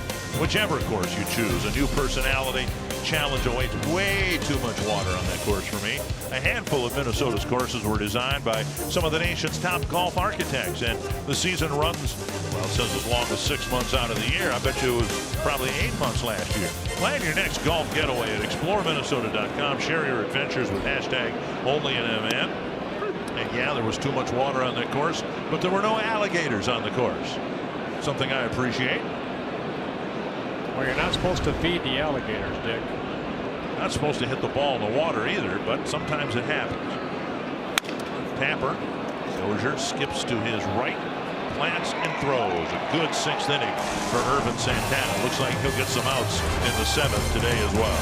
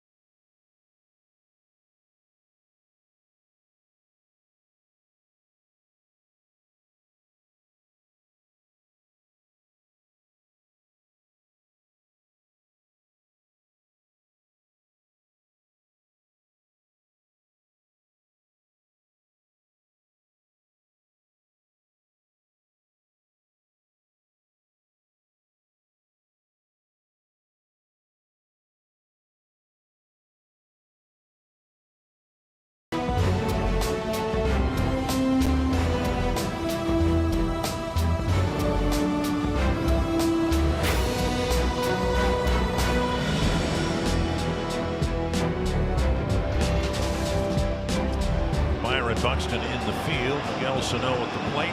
The headliners so far will be Bauer, Sano, and Castro in the 6th. Very touching pregame ceremony as the Twins honored those who passed since the Twins last played a game in early October. Bauer with a foul fly to left and a fly to center. Foul back took a healthy cut there. But I want to ask you about the ceremony involving Rick Stelmazik, the longtime Twins coach. You were down there. A lot of former Twins were down there as they paid tribute to Rick, who's battling pancreatic cancer. But that had to be a special moment for you to be able to be on the field with Stelly again. I think for everybody that was down there, you know, Stelly, what, 32 years in a Twins uniform, the longest tenure of anybody, and just a nice man. And you know, when Brian Donaldson got hold of everybody, I mean, A.J. Brzezinski flew in. You know, Ron Gardenhire was here. You know, left his duties at Arizona to come in. And we want to wish good luck to Gardy, too. He's having surgery on the 18th of this month. But, Rich Stelmazik, of course, the big smile on his face. He's a character. And you can see A.J. Jack Morris. Tom Kelly was there. I thought I saw Tom on the field. Yeah. Was that? Yeah. 2 strikes to Mauer, then Sano and Castro.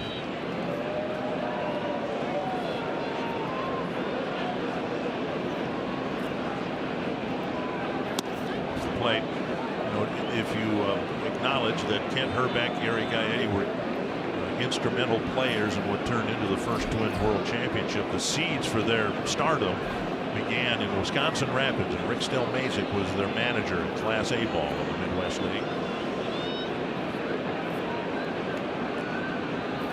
Mauer on an off-speed pitch, and Duffy's throwing that changeup in any count. That's why last year, when he was put into that rotation in the middle of May, he pitched outstanding because of that changeup to go with a good fastball. This was a fastball. We speak of it in the past tense. Yeah, you almost saw Perez wanting that ball away, and it stayed middle in, and it didn't stay in very long because Sano, hitting a Twins' first home run, tied the game at 1 apiece.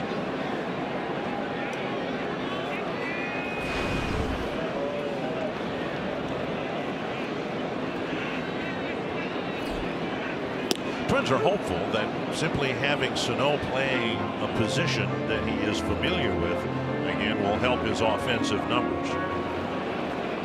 No way you can prove it or disprove it, but the Twins felt that he kind of got off kilter last year trying to learn right field. It didn't take too long before he was moved back to the infield without having taken a ground ball at any point in spring training in the infield.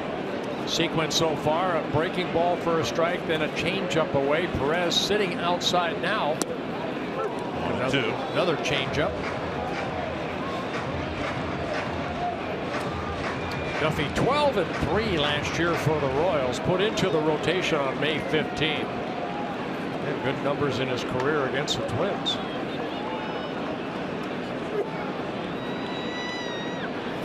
Popped up on another changeup into right field. Mondesi, Orlando, and it's Mondesi with the catch, 2 down. Yeah, it might be the last fastball for a strike that Sano sees from Duffy for a while. And now Castro.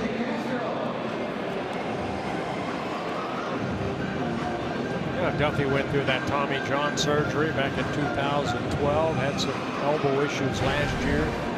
2 years ago. And that's why they started him in the bullpen. And once he was put in that rotation again, he was lights out. 12-3, very good ERA overall. Castro with a single and a walk. And he flips it foul over the Kansas City dugout.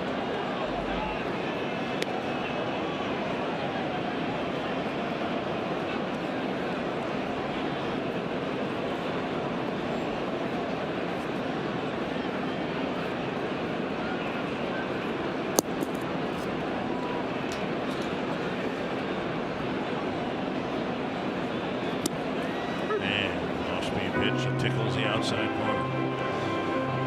Castro had an all-star season back in 2013. It was by far his best year offensively when he hit .276, 18 home runs, 56 runs batted in. The numbers since then haven't been nearly as good, but his defensive game has benefited and gotten better. Up and away, 1-2. Well, he did a good piece of hitting in his first at bat. I believe he jumped on the first pitch and lined it past Moustakas into that left field area. That's when Gordon made that nice play to hold him to a single.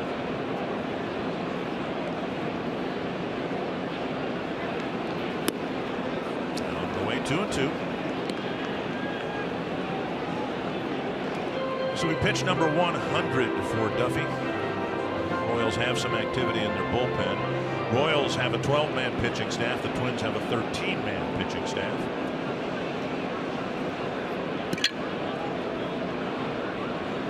Castro takes a changeup for strike 3. A 1-2-3-6 for Duffy. On to the 7th, tied at 1. You're watching Twins baseball, presented by State Farm.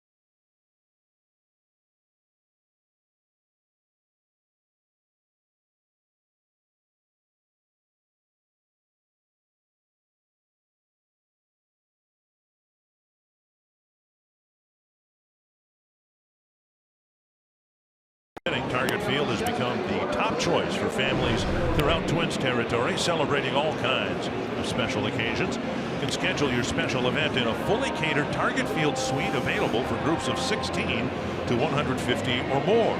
No matter what you choose, food and beverages included with every purchase. Learn more at twinsbaseball.com/groups or call 800-33-TWINS. Schedule your suite at Target Field. One thing Ervin Santana is doing here this afternoon, exactly what he did in his last 18 starts last year. Since June 19th, only one time he allowed more than 3 runs in an outing. He had a 2.41 ERA. He was 6-4. Think about that, 6-4 with a 2.41 ERA. So not a lot of run support, and he has not had really any today. Pitch count very good, but now he misses twice to Kane. Then it'll be Hosmer and Perez.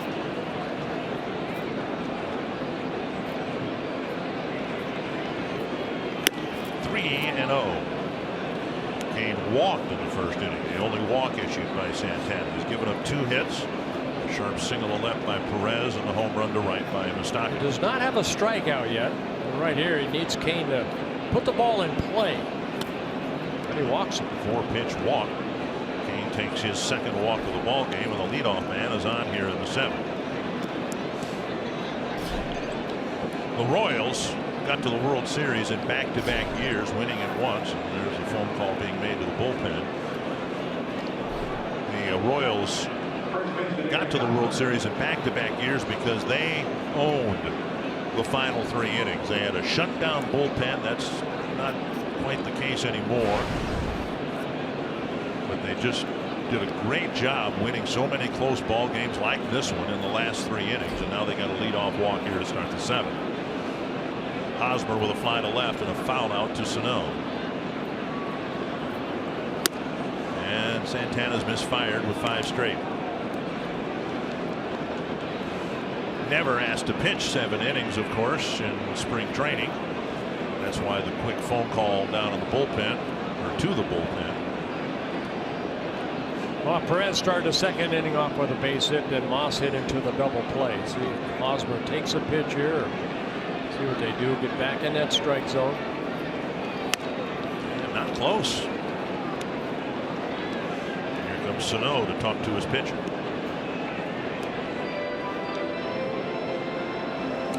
Taylor Rogers warming up.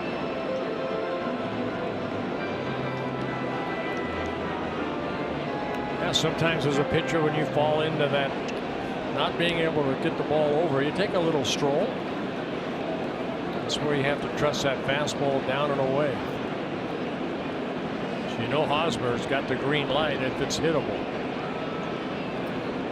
2-0.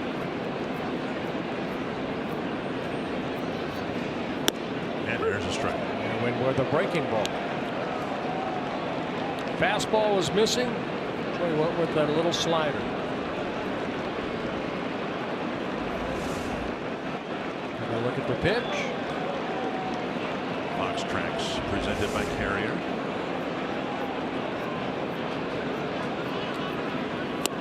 Half swing, 2-2. Good pitch.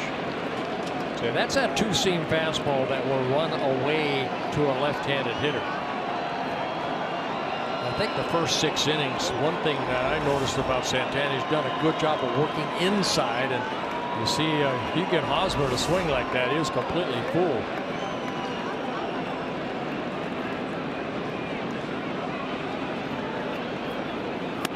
And up and away with the fastball again. He's trying to overthrow a little bit. See what they do with Kane. He can run a little bit, but again, the Twins feel like they're much better behind the plate with Jason Castro in running situations like this. Yeah, I think Kane's going to try to steal or take off right here. A comfortable lead at first base. Kane goes, swung on and missed, and Castro can't get the handle of the ball. So they got the strikeout. Castro, in his eagerness to throw out a runner at second base, dropped the baseball. Well, the first strikeout for Santana comes on a breaking ball on a 3-2 pitch. But Kane steals a base, his first, of course, the year. Santana missing up mainly against Hosmer, inner half of the plate. And then the breaking ball down, got Hosmer to chase that slider. Perez with a single and a pop-up to Sano. Breaking ball over. This is the first time that the Royals have had a runner in scoring position. The run coming on the Moustakas home run. There's been 2 other base runners. Kane and Perez. Down the left field line, but it'll hook foul. First error by a fan, and he got it back. Don't panic. Right in his glove, and the ball bounced and came right back to him.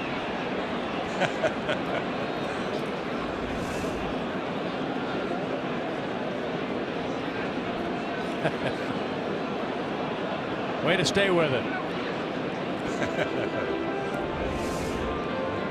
Perez having to get a new bat. That's probably one of those, when you take the baseball home, you want to show it off.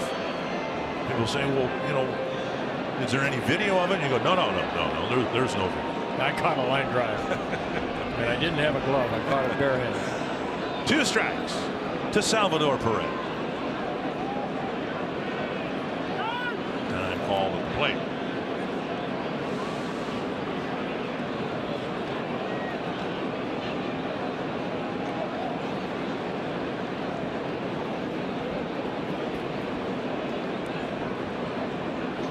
And Perez chases, and back-to-back strikeouts after the Kane walk. 2 down.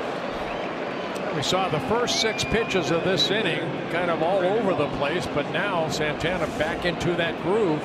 Good hard slider right there out of the strike zone that Perez chases. after and swings through it. Paul Molitor of the mound with Moss, a left-handed batter, up. This might be the end of the road for Santana. Might be the manager is asking Santana how he feels. Rogers is ready. They got Orlando on deck. They're going to be very careful right here facing Moss in a 1-1 ball game. Yep. I think Paul just wanted to maybe come out and say, hey, you know what? You got a lefty here. You got a righty on deck. Got a base open.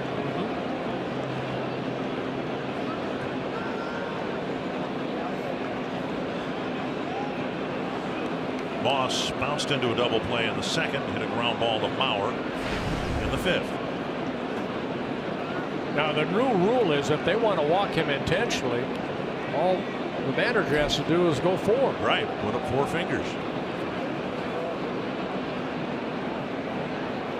I particularly don't care for that rule. I don't know how you feel about it, but I kind of enjoyed, you know, having to throw to a catcher that's standing out with his hand out, and then seeing if you can actually get it out there. I've seen balls being flown over the catcher's head. 1-0 to Moss. Pat Light, who pitched for the Twins last year. Yeah, that's right. Airmailed one. But in the American League, each team will get or issue an intentional walk about once every 2 weeks. So it's not the factor it might be in the National League with no designated hitter. Well, I guess it speeds up the game, so we're okay. 1-1 to Moss. That'll be a discussion you and I will. Yes, he went. Yep. 1 and 2. Pat Holberg said he did. Good breaking ball inside.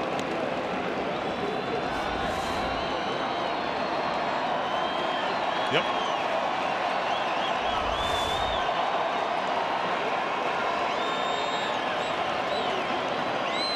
One and 2 to Brandon Moss.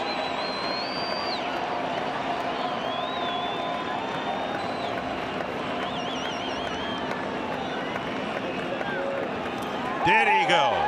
No. This time Pat Holberg says he did not go, and Santana reacting like he thought he was done with the 7th inning. Very close to another check swing strike. That looks like another breaking ball. Good block by Castro, and right away the crew chief Jerry Davis asked his third base umpire, and he said no. Now 2 and 2. Hook foul down the right field line.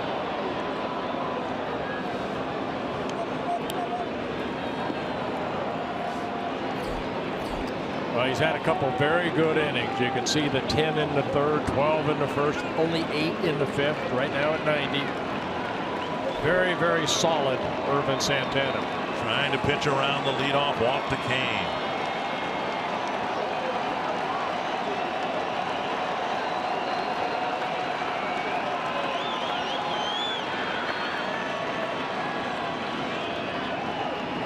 See if he goes. He's got a couple pitches he can go to. That slider, maybe a fastball in, but you have to get it in. Got him with a breaking ball. 7 very strong innings for Irvin Santana, and we will go to the bottom of the 7th in a tie game, but we will have on opening day. God bless America. Smiles from Santana as he pitched brilliantly after the leadoff walk. No strikeouts coming into the inning. Then he struck out the side.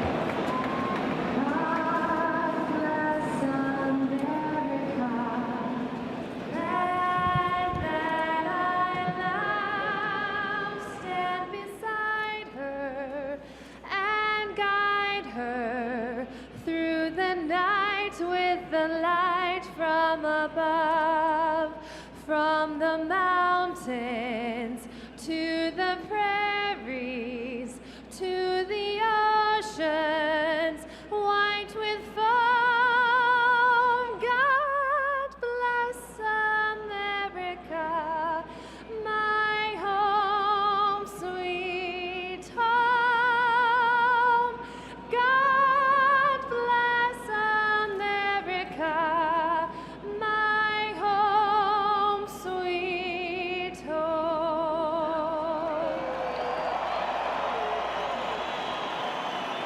We go now to Tom Hanneman and Tim Laudner out on the right field concourse for the Unlimited Baseball break, brought to you by T-Mobile. Dick, thanks. Quick game recap on opening day. It's been a pitcher's duel. Irvin Santana allowed 1 run, just 2 hits through 7. Danny Duffy, equally successful, 1 run, 3 hits for the Royals. An impressive start so far, and Miguel Sano showing his power early on. With Tim Laudner, I'm Tom Hanneman on a T-Mobile break takeover. The future of this ball club is focused on pitching, starting pitching, but what Byron Buxton and Miguel Sano do is going to be extremely important as well, and they both played well so far today. They certainly have, Tom, and for Byron Buxton, it's almost a highlight reel right off the bat, right here on opening day. A couple of really nice diving catches coming in on the baseball, recording those outs for his pitcher, Irvin Santana. That gives Irvin Santana a lot of confidence to know that he can throw the ball over the plate, and he's got not only Byron Buxton, but Eddie Rosario and Max Kepler in the outfield. They're going to go get the baseball, and also for Miguel Sano, he's playing a very, very nice, solid, relaxed third base. And being relaxed over at third base, it wasn't that long ago. Last fall, we saw Miguel Sano at third base. Ball was eating him up a little bit, missing some pop-ups. So for Miguel Sano to play to the speed of the game, not behind it, not in front of it, but playing to the speed of the game, much, much better for Miguel Sano. The big story in baseball today, and there are, well, a few of them at least. Noah Syndergaard against the Braves picks up the win. 7 Ks, 86 pitches, and 6 innings pitched. The Boston Red Sox, they've got more and more and more talent. 3-run homer today in a big game against Pittsburgh, and Jock Peterson, a grand slam, 5 RBI in that game for the Dodgers. Back to the booth to Dick and Bert. All right, thank you, sir. Twins trying to take the lead, their first lead here in the bottom of the 7th inning. Bottom third of the order, starting with Jorge Polanco against Matt Strahm. And a fastball for a strike. Yeah, Strahm, a hard-throwing lefty. Good curveball and a changeup. Strahm from Fargo. Kind of a breakout year last year. Very, very good. An ERA of 1.23, 22 innings, and only 13 hits. And Polanco flares one into center field, a leadoff single. Well, he got jammed right there, but strong enough to get it through the infield. So the first hitter is on. And Polanco picks up his first hit of the year for the Twins, their 4th. 30 strikeouts in 22 innings last year, and this one got in on the handle of the bat. Well, you see how quick he opened up right there and still able to get the barrel of the bat, even though it sounded like the bat broke, and a little flare into center field. Back-to-back lefties, which explains why Ned Yost had Strahm warming up with Polanco a switch hitter, then Kepler and Rosario. Stockless in on the grass at third, squaring, pulling the bat back and taking ball 1.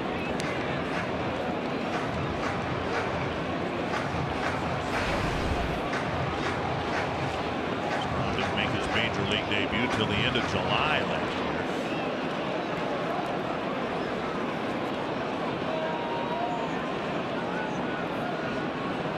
year. Kepler puts it down. It is a foul ball. Perez picked it up over foul territory. No one got a better look at it than Jerry Davis. Well, very, very close right here. You see Kepler, the ball looked like it hit off the plate and bounced straight up. And Perez did get it in foul territory. Good reaction by Perez. Sometimes the little things win or lose you a ball game. So Kepler showing bunt again. Can lay it down and maybe advance Polanco. They worked on it a lot in spring training on Tom Kelly Field. Machine throwing to the hitters, trying to bunt that ball. Pulled the bat back and took ball 2. What we saw from Kepler and a lot of the other younger hitters who didn't bunt well at all last year. If there is such a thing, and of course there is a good pitch to hit, there's a good pitch to bunt. Now we've seen Kepler take a couple of pitches just off the plate that he deemed weren't good pitches to bunt. You'd like to bunt it toward first base if you can, only because you can see Moustakas, he's coming in about half the way.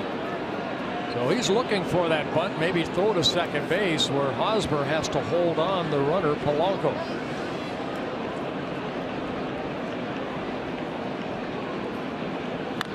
It's a bunt and a good one. Very nice. Strom throws. He's out at first, and they may review it. Kepler busted it down the line, and it's going to be very close to a bunt single. Yeah, Jeff Smith, the new first base coach right there, kind of pulled right. He watched it, and he said, pointed right at the dugout. Got to take a look at this. Strom barehanding it, but Kepler, my goodness, the hustle down that line. It sure looked like he was safe right there. I think the Twins will challenge it. They need to make up their minds quicker now from this angle. It looked like Kepler's left foot hit the bag before the ball reached the back of Hosmer's glove. And they're going to take a look at it. What is it, 30 seconds now? Yep. A manager has to decide whether they want to challenge or not. Kepler's foot is on the bag, and the ball still a foot away from Hosmer's glove. So again, you know, a nice bunt, but again, he waited until he got a pitch that he could, you know, put a good bunt down on. Instead of bunting 2 pitches off the plate, he got a better pitch to bunt, and I think we'll end up with a bunt single. Well, it's a hustle out of that box too. Strom went over, made the perfect play. I mean, he went over there, barehanded it. But Kepler just hustling down that line. This didn't take too long. Safe. Bunt single. Very nice.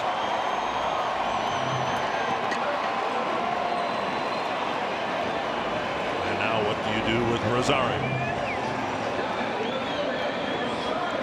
Well, Gene Glenn looking in the dugout, looking at Paul Molitor. He'll go through a set of signs.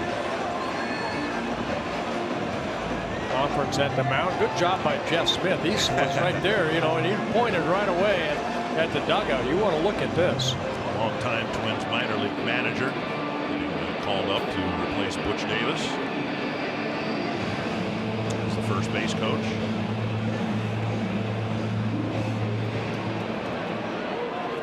Some speed on the bases too. Both Polanco and Kepler run well. You would think another bunt right here. Both corner infielders pinching already, and Rosario lays it down to third base, and Moustakas looks to an empty third base. There may have been some miscommunication there between Moustakas and Escobar, because Moustakas turned as if he thought Escobar on the wheel play would be able to defend third base. Hey, one thing we saw last year, the Twins had a tough time laying down sacrifice bunts, and here in game 1, you've got Kepler, who bunted nicely and then ended up getting a base hit right there. Only one play, and that's to play at first. So good bunt by Rosario. We just saw our first automatic intentional walk. Ned Yost holding up 4 fingers, so Dozier will be walked, and Robbie Grossman will come to the plate. So an intentional walk without the 4 throws from the mound. Grossman comes up with the bases loaded and 1 out.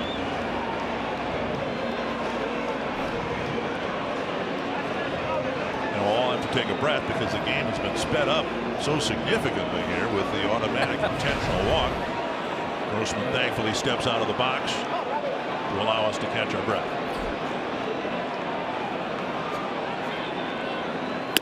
Up and away, ball 1. Now Strom in a real pickle here right now, and all he did was give up a broken bat hit to the leadoff man. Kepler dropped down a good bunch, so too did Rosario. And now inside 2-0. Young man gave up 3 earned runs all last year in 22 innings. He's got a chance to give up that many this inning. Grossman. The 2-0 count. 3-0. 11 walks in his 22 major league innings last year. Grossman will be taking here.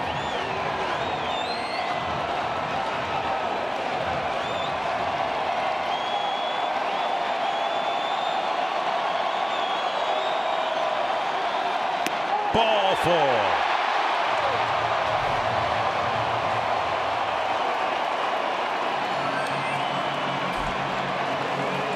the bases remain loaded now for Buxton. And Ned Yost coming out.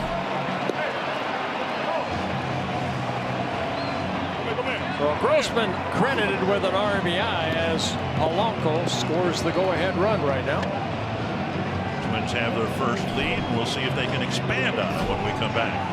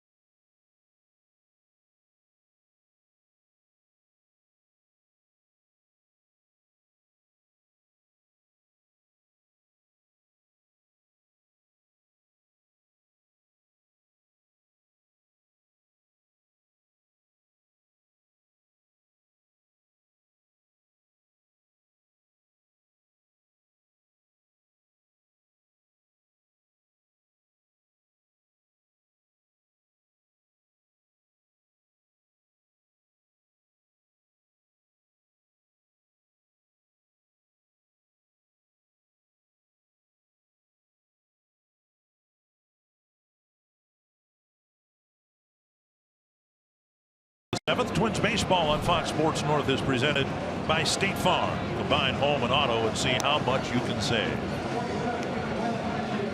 Kids opening day Sunday, April 23rd. The Twins taking on the Tigers. Kids can enter the Kids opening day contest through this Sunday, April 9th for a chance to participate in special pregame honorary activities. The first 5,000 kids 14 and under on April 23rd will receive a Twins customizable t-shirt. For more information, visit twinsbaseball.com/kidsopening or the ballpark app using your mobile device. My new pitcher for the Royals, Peter Moylan, coming into the ball game last year.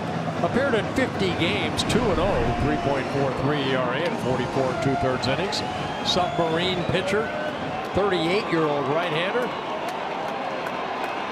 Here's Buxton with the bases loaded. Infield, in at the corners, in a few steps up the middle, and there's ball one.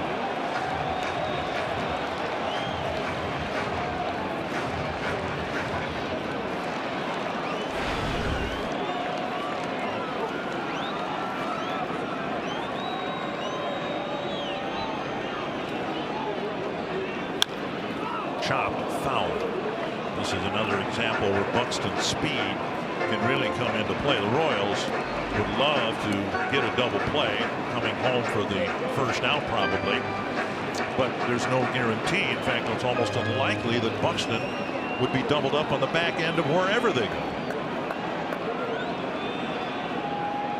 1-1. Buxton looking to get this ball in the air somewhere.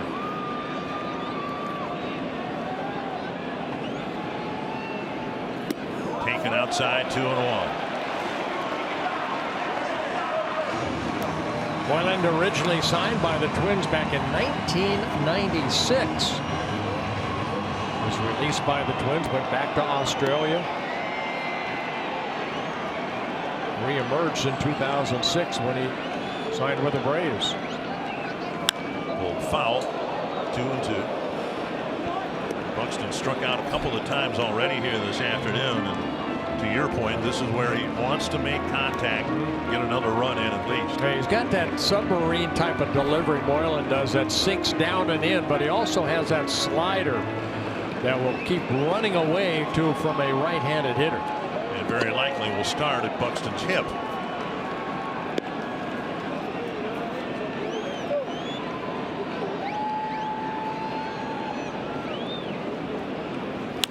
Popped up, back, and out of play.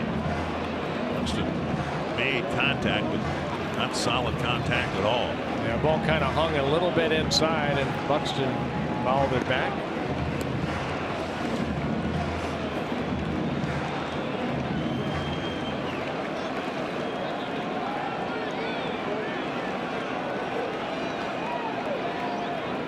Perez behind the plate's going to move late.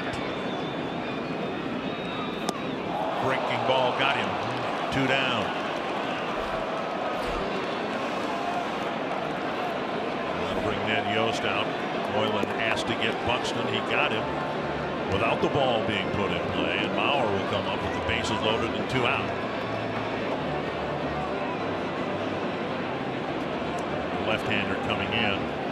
The Twins lead it 2-1, and a great chance for Mauer to break the game open. With a broken bat hit, a bunt single, and a couple of walks. So far, just 1 run on the board.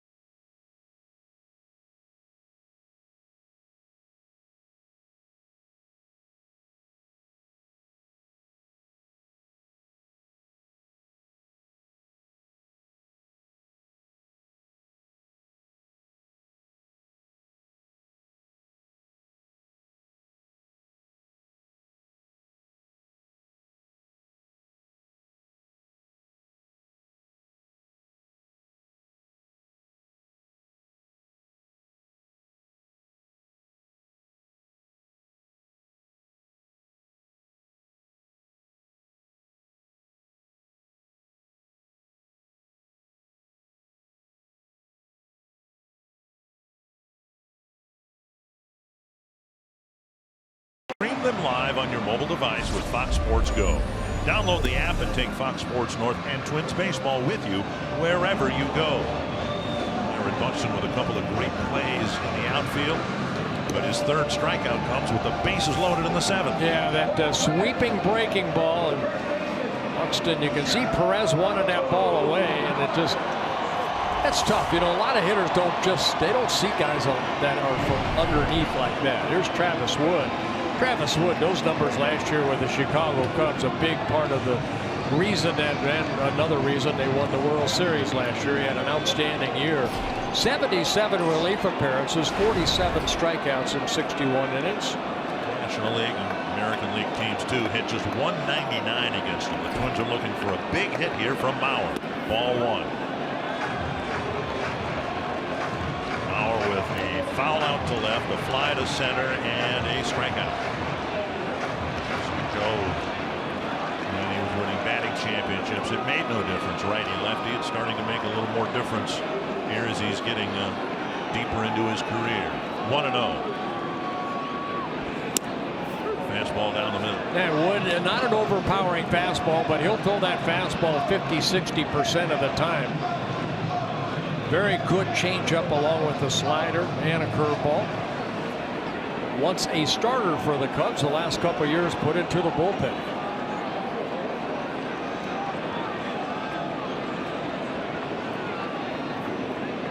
One and one. 2-1.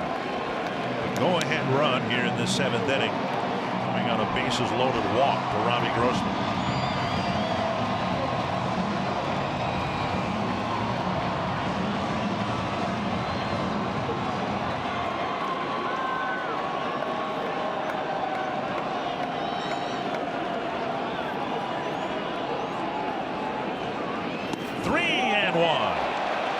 Sano on deck and no place to put Mauer. Well, again, you know, you're making your debut as a Kansas City Royal, maybe a little too pumped up. Wood falls behind 3-1. Of course, Joe, very good eye at the plate.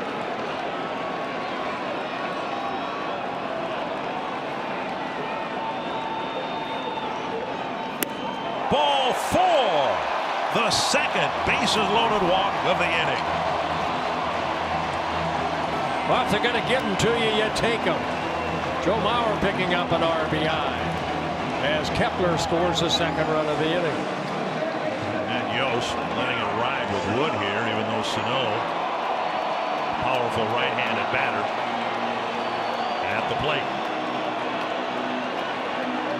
Runs charged to Strom. He's still responsible for the runners at second and third.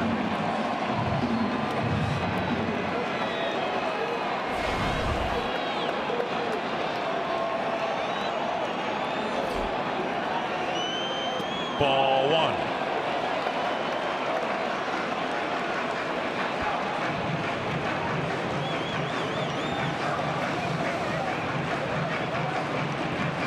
With 2 pop-ups to Mondesi in short right field and a long home run to left.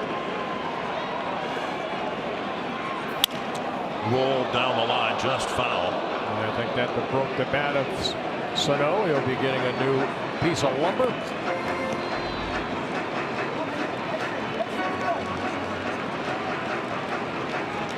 Looked like the changeup right there. Sano way out front.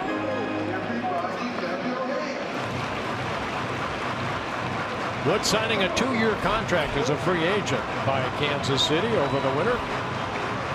Kind of late, February 13th he signed.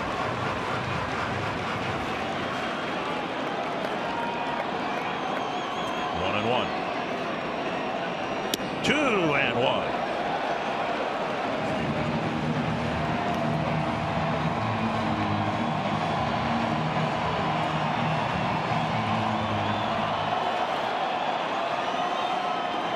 Not going to make a mistake middle in, so Sano's got to look, I think, away and drive it. A lot of room out in right center.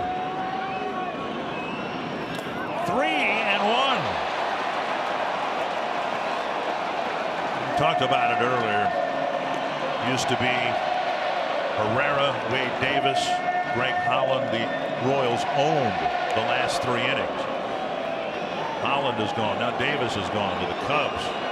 Herrera's left, but they can't get to him here, and this 7th and 8th inning spot might be a soft spot. Ball 4. How about that? 3 bases loaded walks.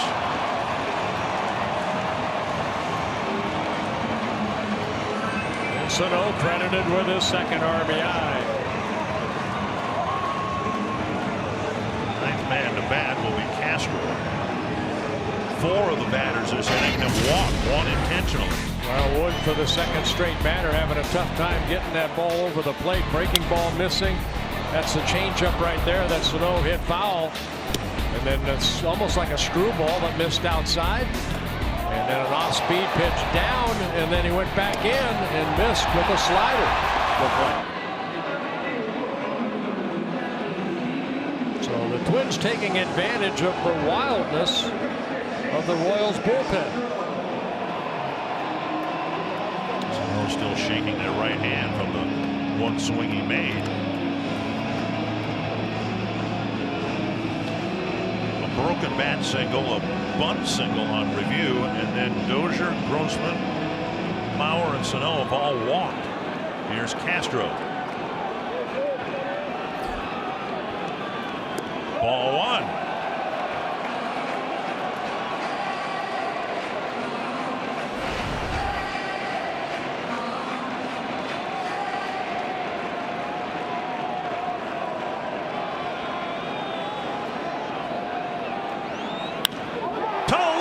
Base hit. Grossman scores. Mauer scores. Sano to third base. And Castro's driven in a pair here in the 7th. Almost like his first hit in the second inning. Castro taking a pitch the other way, just over the leaping Moustakas into left field. And the Twins open it up with a big 5 spot here in the bottom of the 7th inning.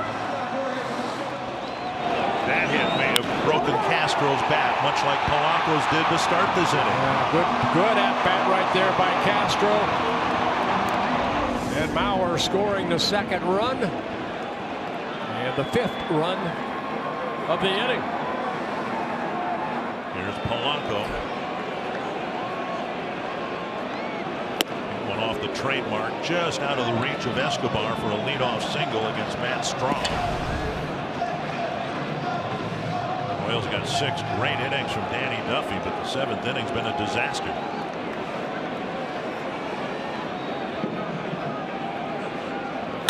Ground ball, base hit, right field. Soto scores, and it's a 6-run 7th.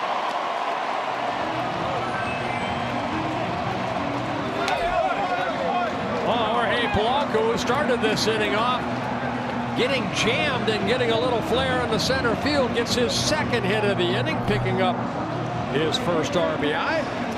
Staring at a gaping hole on the right side of the infield, and it looks like he directed the ball right where he wanted to.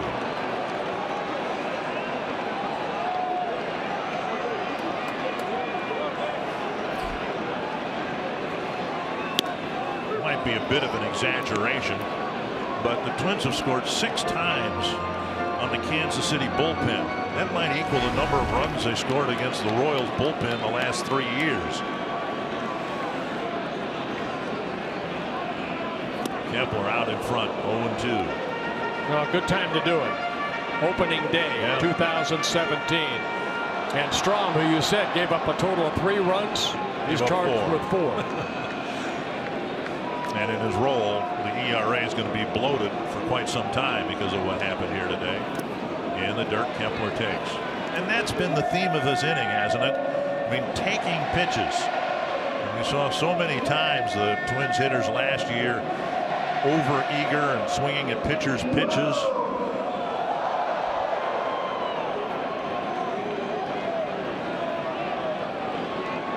One and 2 to Kepler.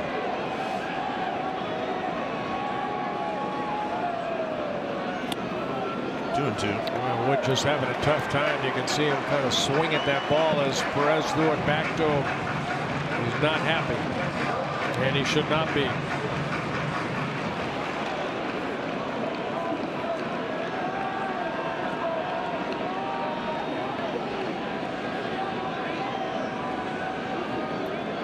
Swing and a miss.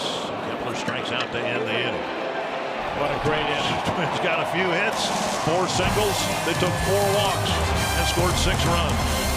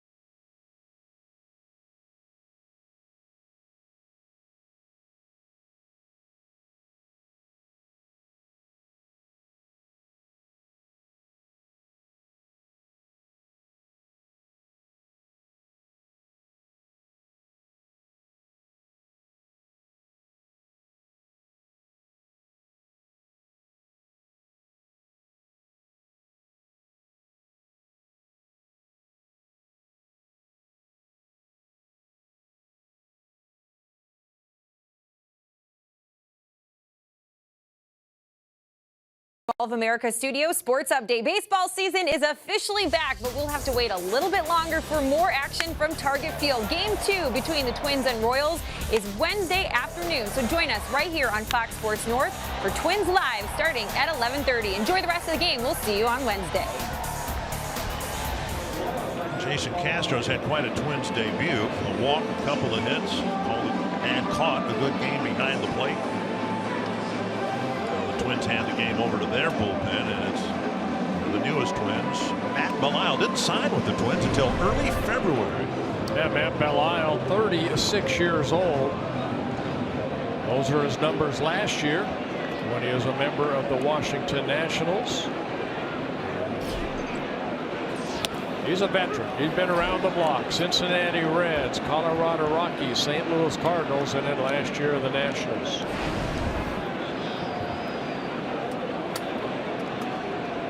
We were up here when LaTroy Hawkins was up here talking about Belisle. Half swing, did he go? Nope, 1-1. And Hawkins talked complimentary about Belisle and how this trio of Twins veterans who've been brought back to the organization in essence collectively recommended Belisle. And you look at Belisle's career and you can see a little bit of LaTroy Hawkins' career. Hawkins pitched his best. Here's a soft line drive to Dozier. Pitched his best and deep, you know, in terms of 22 years toward the end of his career. And that's kind of what Belisle has done. Yeah, one thing Matt does, he keeps himself in great shape. He's a student of the game. You know, he's a guy that has pitched a lot of major league games. This is his 599th appearance. He has 44 starts, but mainly out of that bullpen as a setup guy. He has 5 career saves. This has always been his role, 7th, 8th inning. Get to the closer. On the way, ball 1. Asking people what they knew about Belisle. Had a chance to talk to Matt a little bit too, but asking others to describe him. One phrase kept coming up. He knows how to get people out. That's not, I mean, it's the ultimate compliment for a pitcher, but it's very infrequently phrased that way. Here's a guy who seems to know what he's doing out there. The best part, look at the socks. Look at the stirrups. I like that. I guess their socks are not stirrups anymore. No. 2-1 now to Escobar. But you know, when we came up in when I did, 1970, you had to show the TC. That was a must. Calvin Griffith, you had to show the TC, and there it is. Twin Cities. Now taken low, 3-1. Mondesi on deck.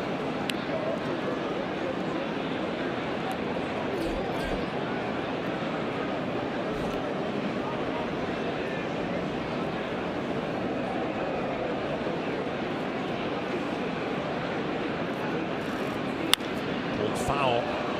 Escobar, a very aggressive hitter, doesn't walk very often, and Belisle may have gotten away with what would have been ball 4.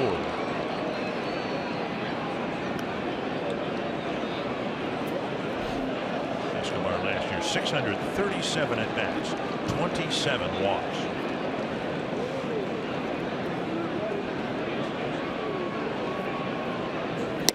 And he struck him out, 2 down. Good fastball away. Well, let's get to know a little bit about Matt Belisle and his description of his game. Relatively quick worker, strike thrower that just fills up the zone. I like to stay aggressive. I very much like to throttle down on the hitter and just keep pumping strikes. Throw balls when I have to, but I use a repertoire, but my fastball is where it begins and ends. I'm not going to light up the gun and blow anybody away, but I'm just going to pitch. I'm going to change speeds, but really just try to be on the attack.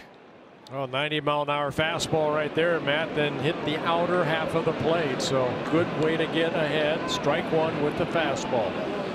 Scoreboard dictating that. His first inning as a Twin couldn't be any better. A strikeout, kept the ball in the infield, and a 1-2-3 orderly 8th inning.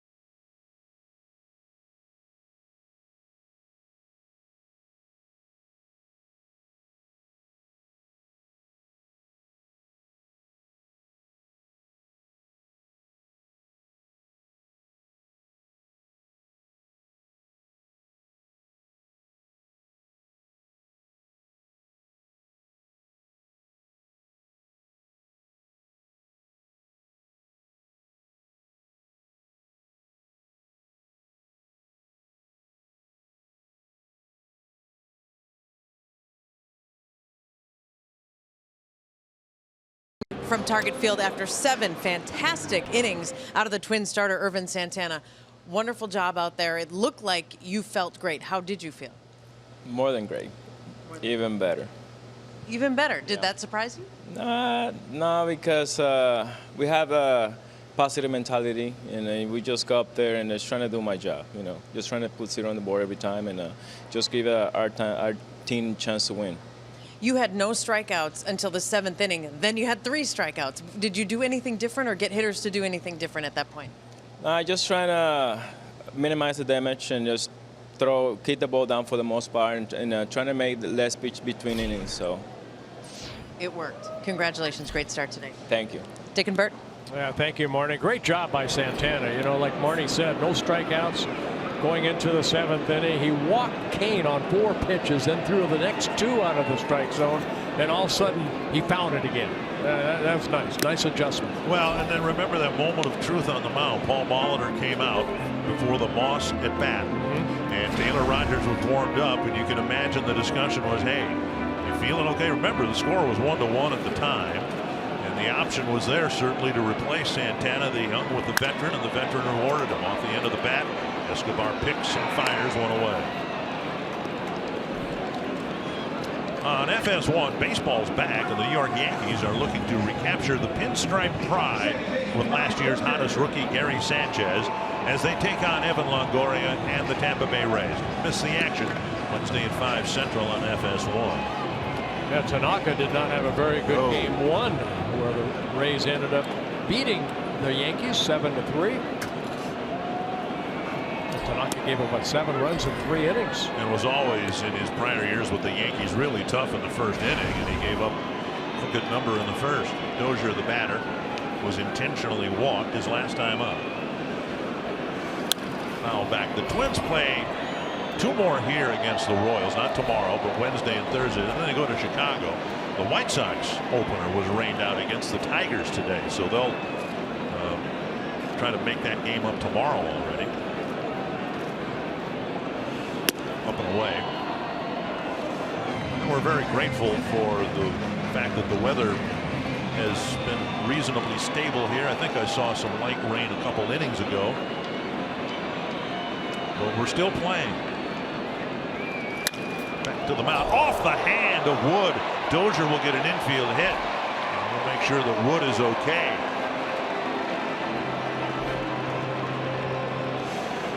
Well, Ned Yost, the trainer, is coming out too, along with Ned Yost, but the third lefty that the Twins have seen here. I think Wood's saying, I'm okay. Let's take a look where this ball hit him.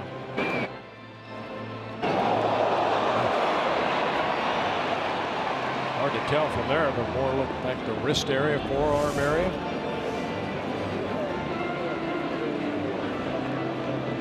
He's smiling, so I think he's fine.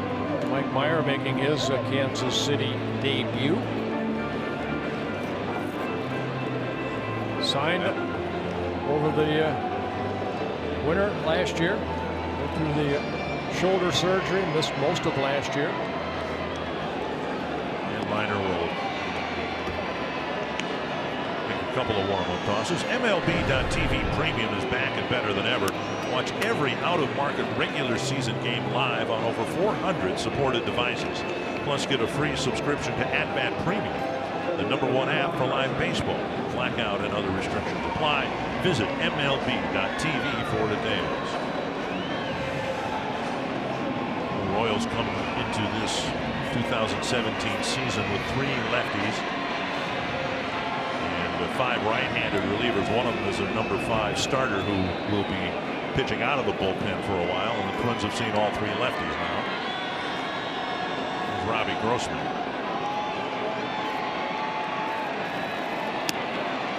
Grossman took a bases-loaded walk, the first of 3 bases-loaded walks that the Twins took in the 7th inning.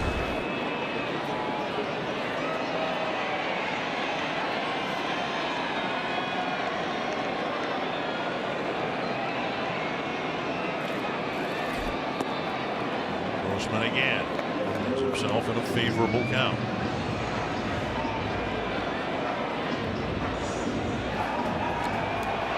A save situation, obviously, but an opportunity for Kinchler to pin a win down here in the 9th inning, it looks like. And Grossman swings away, fouls it to the screen.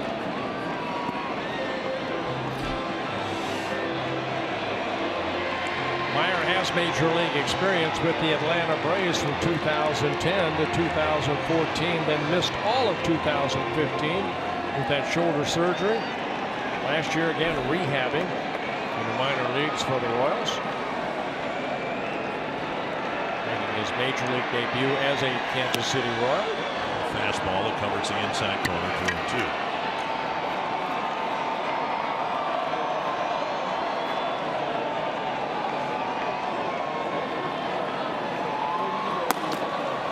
Soria and Nate Carnes, the 5th starter, pitching out of the bullpen in this series. Good changeup right there gets Minor a strikeout. 2 down. Dozier at first, and now Buxton. Buxton with a fly ball to center, 3 swinging strikeouts. Potentially critical strikeout in the 7th inning his last time up. We'll take a look at this off-speed pitch right here. 87.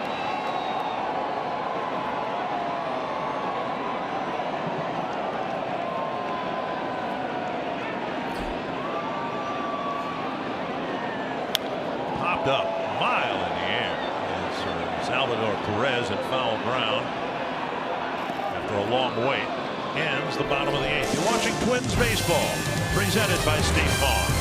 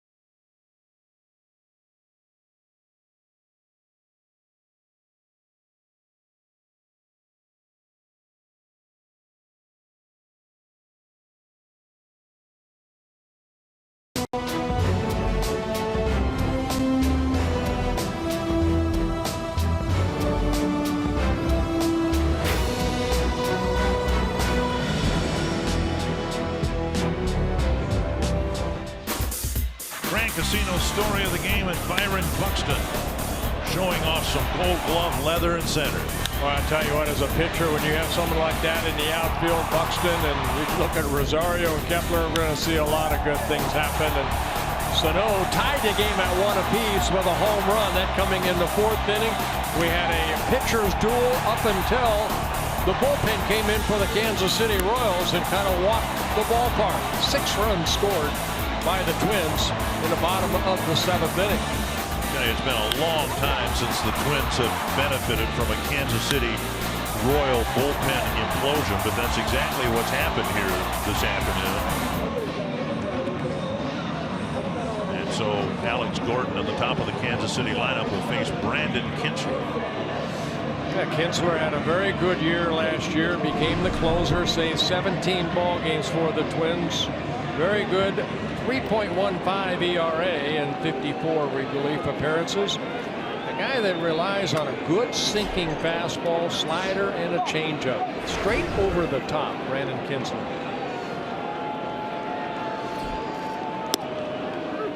Twins trying to end an 8-game season opening losing streak. The last time the Twins won their season opener, they were still playing at the Metrodome, and they beat the Angels indoors.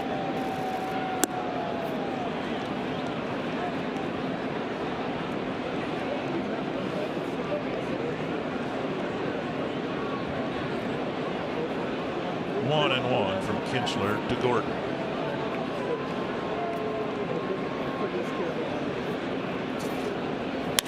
On the ground, Sano picks it up, kind of knocked it down, going to his left. Gordon will start the inning with an infield hit. Yeah, they had to shift on right there, but Sano just kind of bobbled that ball. Pitching and defense, that's what wins ball games. A double play right there, and that happening in the second inning behind Santana. And then Brian Dozier, a little flip over to Maurer, getting the speedy Mondesi at first base. And we showed you a couple of great catches by Byron Buxton out in center field.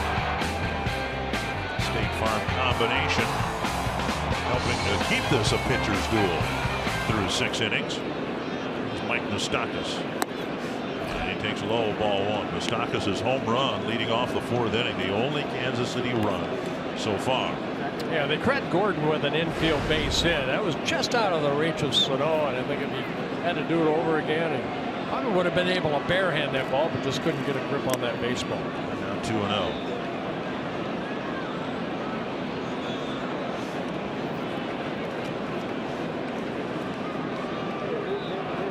Brilliant outing by Irvin Santana, 7 innings and just 2 hits allowed.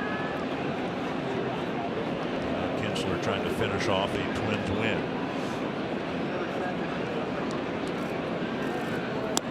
And a strike call.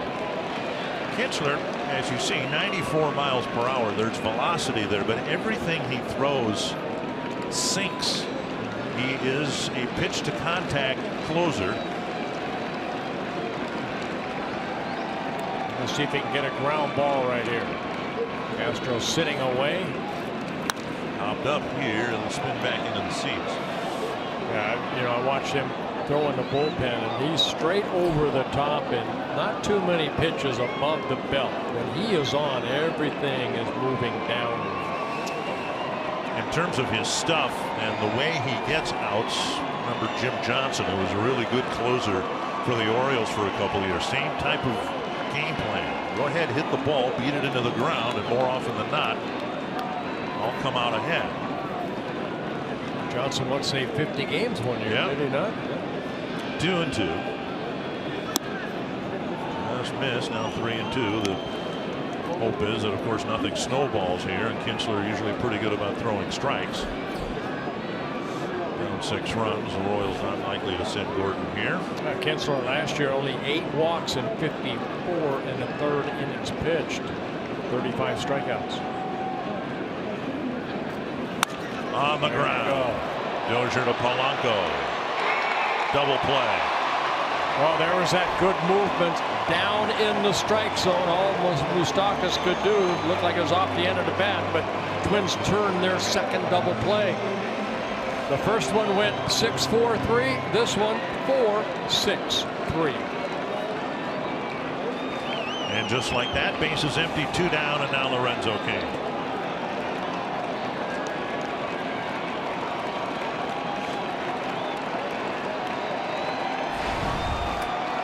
Great crowd here for opening day. Just under 40,000, a sellout. On the corner, strike one.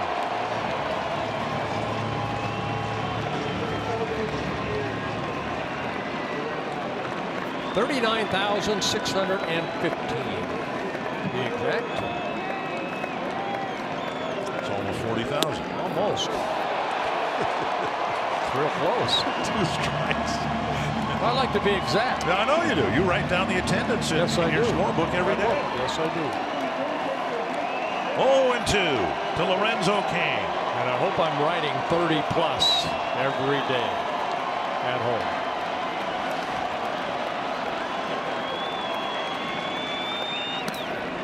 By Castro, 1-2. There was a slider right there, missed down and away.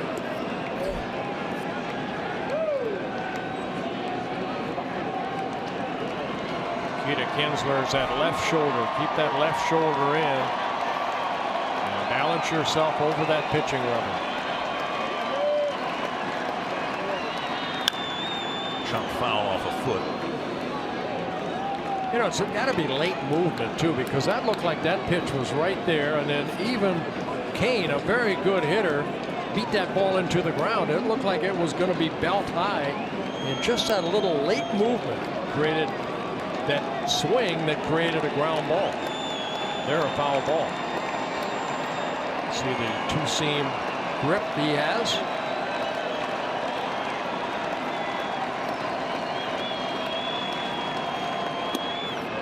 Missing 2-2. Well, what a standard baseball bat is, what, 3.5 inches wide? If you can get the ball just to move an inch, you're taking it off the center of the bat and putting it on the bottom of the barrel. I learned that after I retired. Yeah. Would have been nice to have that information earlier, wouldn't it? 2-2.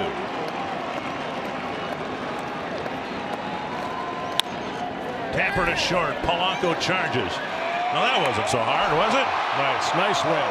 The Twins win the season opener for the first time in 9 years. Well, we saw what we were talking about, and I was talking about earlier in the game in the Open. Pitching, and defense, and that's what the Twins showed here this afternoon.